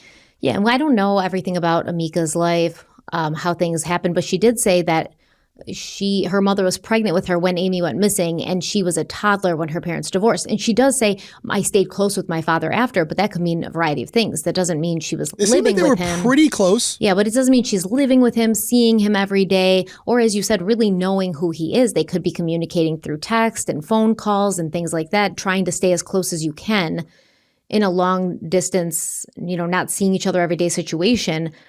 But Stephanie, even if she was living under the same roof with him, Kerry Rawson was living with BTK. Yeah. And she didn't know it. Yeah. Right? So the version that you know of your parents is the version they want you to know. It doesn't mean that she has information that's going to help solve the case. I think she's still worth listening to. As an investigator, I would absolutely want to hear her opinion. But to me, when I listened to that phone call, nothing stood out to me. He could have said, I'm not talking about this. I don't want to talk about it. It's over with. It seems like it's something she's asked him about multiple times. Yes. And he's like, I have nothing new. I have nothing new to tell you. And she has the right to ask him those questions, by the way. But it seems like he's like, babe, I don't know what to tell you. I don't have much to say other than what I've already told you. I didn't do anything to this woman. And he even said, I felt bad for the family, all this stuff. And I also think she's like, oh, I was suspicious of him. I've been suspicious of him. It sounds like what her basis of being suspicious of him is the mother's kind of recollection. And, this also is what she's hearing online. Also what she's hearing online. So some people may say, well, if that's his daughter and they're close, why would she throw him under the bus like this? We don't know her either. There could be multiple reasons. She's curious. She's concerned. You can tell there's a genuine concern there that he might not be someone that he's portraying himself to be. And I will say with the recent years of stories of people who, killers who have had families and hidden this from the families, even what's the guy who just got arrested? I keep forgetting it. Hewerman, right? Rex Hewerman. And then, like you said, BTK and a lot of cases that Kerry spoke about it. You could live under the same roof and not know who a person is. Yeah, a lot of cases who have come out that might kind of make this seem like it's more prevalent than it is. Like you could just be the daughter of a serial killer or a murderer and not know. And so you're concerned about it. But my point about Amika is she doesn't have any firsthand knowledge. Like you said, she was young. She's getting a lot of this from the Netflix doc and also from, well, at the time, not the Netflix doc because she did this interview for it, but internet, people online, her mother. And Yellow said that people were reaching out to her, right? They were sending him harassing messages, but also messaging her once they found out that she was his daughter. And there was probably a plethora of things that these people said that stuck with her of like, oh my God, like that does sound plausible. That does sound like, suspicious. So let me kind of dig into this. I don't know, but basically for years, Amy's family, Brad, Ron, and Iva, have shared an unshakable gut feeling that Amy is still alive. And irrationally, they know how unlikely that may seem. But Brad emphasized that the odds are not zero, and that's enough to keep going. And I have to respect that. I respect that as well. Of course, if it was my family member, I would do the same. Unless I had physical proof, tangible proof that this person was no longer with us, I would continue looking for them. To this day, Iva and Ron still maintain a command center filled with files on Amy's case. They continue speaking with anyone who might help and chase down every lead that comes their way. And Iva told Netflix that while they've lost much of their lives searching for Amy, they will never stop until they bring her home. So now we can talk about our final thoughts. Yeah, I'll go first because I think everyone knows where I'm going to land on this one, especially if you watch Detective Perspective. But I'll expand on some of the things that I had said in the episode. So let's just run down it real quick. What we know for sure. We know that Amy was back in her room by 3:45. She used her key card, and Brad and Ron and Iva all confirmed that she was back in her room. Brad and Amy were out on the balcony. And at one point, according to Brad, Amy said, quote, "I don't feel good. I'm going to sleep out here." Let me say that again. I don't feel good. I'm going to stay out here. So Brad says, I'll go to bed and, I'll see you in the morning. So Amy's out on the deck. She's obviously on the balcony, whatever you want to call it. She's obviously had, they said, how many beers was it? Light beers? 6 or 7 light beers? Maybe more? Not more than that, no. So, but she had a bunch of light beers. I thought it was she had 5 or 6. That was what was reported. Could have been more, could have been less, whatever it was. It's a lot of beer. She's definitely intoxicated, not sleeping well, maybe a little motion sickness. She's out on the deck, okay? And I'm not even going to speculate at this point, but according to Ron, he wakes up at 5:30. He sees Amy's legs. The slider door is shut. He wakes up a half hour later for some unknown reason. Was it a noise? Did he hear? What happened that startled him and caused him to wake up? Or did he just wake up a half hour later for no reason? Now the balcony door is open. Amy is gone. Her cigarettes are gone, but her sandals are still in the room. The ones she was wearing when she came up are still there. So could she have put on other footwear? Sure. At that point, we fast forward to Yellow potentially being in his room at 7. And, everything kind of happens after that. We also have to mention that the next day or whenever it was, they go into that room and there's a table pushed up against the railing. So you have everything I just said. That is not speculation. That's all fact, plus the table being pushed up against it. Okay. Before we get more into that, I want to talk about the sightings, and I'm not going to go too in depth here. You went in depth. I've talked about it. We've all discussed it. For me, I think the majority of these sightings, especially the ones where they communicated with a person who described themselves as Amy, was Jess, aka Susan. I think she was doing it for money, and I think you can actually confirm that through what she was saying to the one military guy where she's like, oh, I just need $200 and I can get out of here. I think she was doing it as a way to garner up more money because in the sick and twisted minds of some of these guys, that would actually turn them on more. If she's like some captive American woman that they can sleep with. Completely agree. Sickos. And she was aware of it, and she probably made a lot of money off of it, and she was playing up to it. I think she was probably intentionally making herself look like that, maybe throwing on a little bit of an accent to try to sound more Southern. I think she was doing the whole deal. And it's not just me speculating. There was even an interview, I want to say it might have been with James Renner, where he spoke to a woman who knew this person. This isn't some just fictitious person we're making up. I'll get to her in a minute, but to me, those two things, right? The fact that the FBI is saying we have no evidence she ever left her room. The fact that we haven't been able to corroborate any of the witness testimony for that morning. There's always a problem, right? The key card, they didn't use it. Mom let him in. There's nothing strong there, right?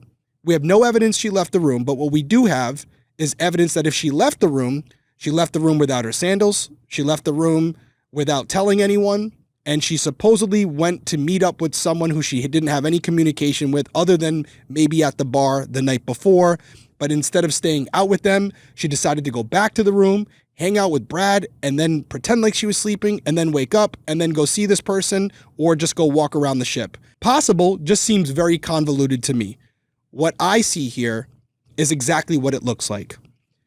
Amy was not feeling well. She was out on the balcony. And at some point, probably right around 5:30 a.m., she wakes up. Maybe she opens the balcony door for a second to look inside. Maybe she even goes inside for a second. I don't know. For one reason or another, she ends up back out on the balcony. She doesn't feel well. And anybody who's been sick knows that when it hits you, it hits you. 10 feet away for the bathroom is 10 feet too far, especially when you have a balcony right in front of you. If the reports are correct that this balcony was 5'6" tall or something around there, she was tiny, she would have needed to get some leverage to get over the side to make sure that she didn't throw up on herself or on the balcony below her.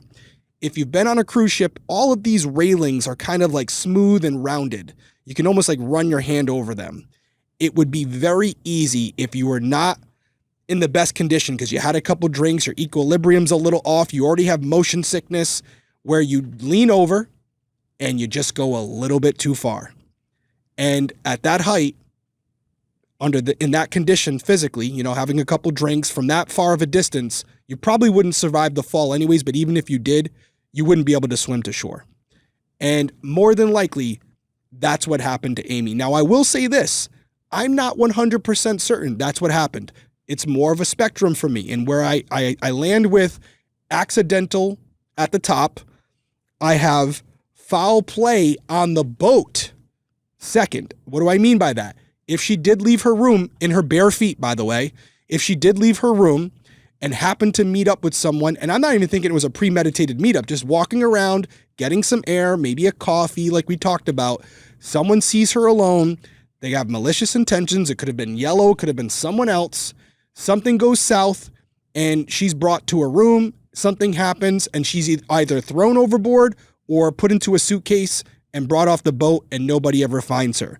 The third would be trafficked, where something was premeditated. They get her in an area, they get her off the boat, and this all happens. But to me, there's nothing to support that. If it happened, they did it basically perfectly, because I don't believe these sightings were Amy. Even if she was trafficked, I don't believe those sightings are connected to her. And then finally, at the very, very bottom, you have suicide, where maybe there was something that we just didn't know, and the accounts of the mental place that she was in are not accurate, that she felt like the only option was to end her life in the middle of the morning when she just had a great night with her friends and family. I don't think it's a possibility, but it would be professionally irresponsible to rule it out definitively. So yes, just to be really clear here, I don't think Amy was the type of person that would have been targeted for trafficking. As I said in the episode, they usually looked for someone who's disenfranchised, who doesn't have a lot of ties, who doesn't have a lot of people who are going to care about the fact that they're missing. They usually don't target women on a cruise ship when they know that they're probably not there alone and people are going to be looking for them. And if they did target her and they did capture her, they sure as hell wouldn't have her on a website, and they sure as hell wouldn't be allowing her to walk around a beach. So I think the most likely scenario is the one that's the most reasonable here, and that is that she went into the water that day, and that's why we haven't found her. So where do we go from here? We have to analyze the jawbone, and we absolutely have to find Jazz/Susan. She could answer a lot of questions for us, because if she admits to being this person that a lot of these people saw on the island and communicated with, then the possibility that she ever got off the boat becomes that much less likely. But that's where I would be going with this case. Okay, so usually I have like a gut instinct, and I'm leaning very drastically one way more than the other. I'm just not for this case. I'm really just not. I don't believe that she was trafficked, but it's possible. I don't think, like you said, and like many other people have said, it's too risky for these people to take somebody who clearly has a loving family who's going to do anything to get them back. Okay, so let's talk about her falling accidentally. Now, you said something like, she left without her shoes. Well, her family did specifically say they don't know if she put on another pair of shoes because they don't really know everything that she brought. Say what you just said there again. They don't know if she put on another pair of shoes because they don't know everything that she brought.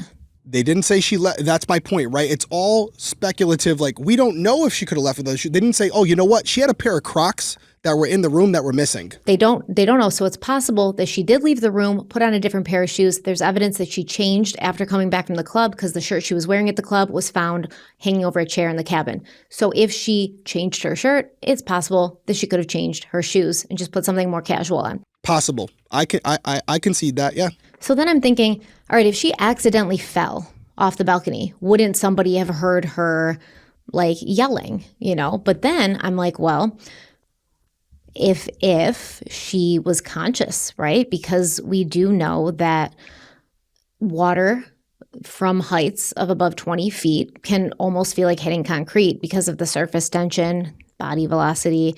So falling from 10 to 20 feet onto water like that can cause injuries, bruises, broken bones, lacerations. Falling from 50 plus feet, like from the upper decks, would greatly increase the risk of being unconscious, internal injuries, even death, especially if that person lands awkwardly or hits on their way down some external structures, like poking off the ship. There's been some reports that maybe she hit one of the safety boats, the rescue boats. They're big yellow boats. They're off the side. It's possible. I've seen some reports that would have been in her way. Yes. So then I looked into, well, how common is it? Because there's so many safety measures put on these boats specifically so people don't accidentally fall. So how common is it for somebody to just accidentally fall off a boat? And the Cruise Lines International Association and other maritime safety organizations estimate that overboard accidents happen at a rate of roughly 1 in every 15 million passengers per year. So between the years 2000 and 2018, there was about 338 confirmed overboard incidents worldwide, which averages to roughly 18 per year across the entire cruise industry. So not unheard of. But this is also going to kind of be a blanket term. This is going to be accidental falls, suicide or intentional acts, criminal acts, which is, foul play, an assault where someone's pushed overboard, as well as environmental hazards like rough seas, high winds, unexpected ship movements. These can contribute to accidental falls. Somebody who has alcohol in them, maybe they slip on something. So then I'm looking at the ship and it's like, yes, these balconies are intentionally designed to prevent falls. Is there a part of the boat that's not so safe? And then I found the promenade deck. So the promenade deck, when I look at the pictures, it doesn't look as safe. So it's enclosed. Some parts of it are enclosed, shops, restaurants, open air sections. Some sections do have glass railings, but the exterior parts have standard metal railings around 42 to 48 inches tall. And the deck circles the ship, which is going to give passengers a 360 view of the ship in open air areas. They called the promenade deck because people like to walk there because it's great views. She could have gone up there just to get some air because she's not feeling good, or just to get a nice view of them pulling up to Curacao. And the ship, as it's pulling in and docking, could have done an unexpected movement. So maybe she was leaning over and the ship jolted or she slipped or something. It would be a lot easier for her to fall over on the promenade deck based on those just standard metal railings that are not very enclosing at all. They look much less safe than the balconies in the cabins. So that could have happened. I do believe that an accidental fall is the most likely thing to have happened. Now, the next thing would be there was an altercation of some kind with someone on this ship, and she was pushed over or drugged, assaulted, killed, and then thrown over. Those are possible options. We don't really have a ton of evidence to support that, but I find it more likely that something happened on the boat, whether it was an accidental fall or foul play, than she was smuggled off the ship and she's just being, walked around the Caribbean by handlers for the world to see. That is my final thoughts. But I literally am usually leaning very heavily in one direction more than others. I'm not here. It's so undefined and I don't like it, but I don't think she took her own life. No, absolutely not. Yeah. No, I don't either. I mean, listen, there's a lot of questions and it's a really rare set of circumstances, which is why people are drawn to this case, which is why the Bradleys are feeling lost and confused, because there's just this gap in time where they just can't account for what transpired, and nobody can. And after all these years, you're not going to be able to. Couple that with the fact that you have some asshole who looks like Amy on the island walking around pretending to be her, and so that doesn't help, right? That doesn't help them heal. And, I'm going to speak for myself, and maybe the Bradleys will hear this. Maybe they won't. I know that's not going to change anything for them. If this were my daughter and I was faced with the situation, obviously the unknown is the worst thing. And I don't think at this point, it's very unlikely they're ever going to get a definitive answer as to what happened to Amy, right? I hope they do. But if they don't, there's a strong possibility that she didn't suffer, that she wasn't trafficked, she wasn't held against her will, she wasn't forced to do things that she didn't want to do, that this was just an unfortunate set of circumstances, and whatever happened to her in a couple seconds, and it was over. And I know that's not going to make you feel any better, but to me as a father, if I had one of two options, that's the one that I would choose. And that's the one that I would choose to believe, because thinking that my daughter is out there being held against her will, doing things that she doesn't want to do, would drive me insane. And I'm sure it's driving them insane. So I hope, even though we explore different things, the Bradleys, if they happen to hear or see this, know that we support you 100%. And if there's anything that we can do to help you, I don't care what it is, we'll be there to help you. We want answers as well. I've already thought about how I could find this woman, Susan. We could go there. I mean, listen, if you want to take a cruise, we'll go. Yeah, I mean, I don't want to take a cruise, but we can go there. But I, anything we can do to help, we're there, because there's no skin in the game for us. Just like the FBI, we want answers for your family. Unfortunately, there's a lot of holes right now, and we just can't fill them. The jawbone would be something worth exploring if it hasn't been explored already. I know the witnesses who, like the military guy, he took a polygraph test. He passed it. I believe he was telling the truth. I believe the woman he met did say she was Amy Bradley. I just don't believe it was Amy. And even when he was asked, was he sure it was Amy? He was like, yeah, I mean, it looked like her. Yeah, we know there's someone who looks like her. So, and that's the other thing. And I didn't hit it really hard at the end of my conclusion, but let's not forget the photos. The big thing in the Netflix doc was that photo. And I feel, although I'm not confident what happened to her, I feel that I proved well beyond a reasonable doubt in a court of law. If I presented that, I think it would stick. I think that would be a compelling argument for the jury that was not Amy Bradley. And I don't think saying, oh, the angle of that one photo that we showed doesn't show where the tattoos would be, because that is absolutely incorrect. When those other photos are so readily available, I don't think there's any excuse for that. Yeah. No. So I don't think those photos are her. So if you take that out of the equation and then you start to question the witness accounts, you really have no, and this is what FBI said, not me, you have no evidence she ever left her room. And I will say, like, listen, we have explored many options, and neither you or I believe that trafficking is at the top of our list. But does that mean we're going to be dicks like Kirk Deitweiler and be like, this family just needs to accept what happened here? No, because I wouldn't. Never accept it. Yeah, I wouldn't. Like, I encourage them to continue pursuing. Keep going. We all want to know. Use the Netflix money. Yeah, we all want to know what happened. Yeah. And absolutely don't just get over it and accept. Until there's physical proof that my child is gone, I'm never going to accept that, which is horrifying and torturous for this family. But we can't just expect them to be like, well, I guess she's just gone and, that's it. No, of course not. They're going to hang on to every shred of hope that comes their way. As they should. Which is why it's extra diabolical for anybody to take advantage of them. So if somebody's signing in from a VPN pretending to look at the Amy Bradley website from Curacao, you're an asshole. Yeah, it's bad. This, like you said, Susan, from where is she from? Tampa? Daytona, allegedly. Okay, Susan from Daytona. Florida. Asshole, and everyone's out for themselves, and nobody's going to care about Amy as much as her family does. But I'd like to think that there's a good amount of us in the true crime community that care about Amy's family finding out what happened, and by default, we find out what happened. I agree. Yeah, so that's where I land. Open invitation. I know we're done with this series. Open invitation for Brad, even if it's just to use our platform to spread a certain message that you want to get out there.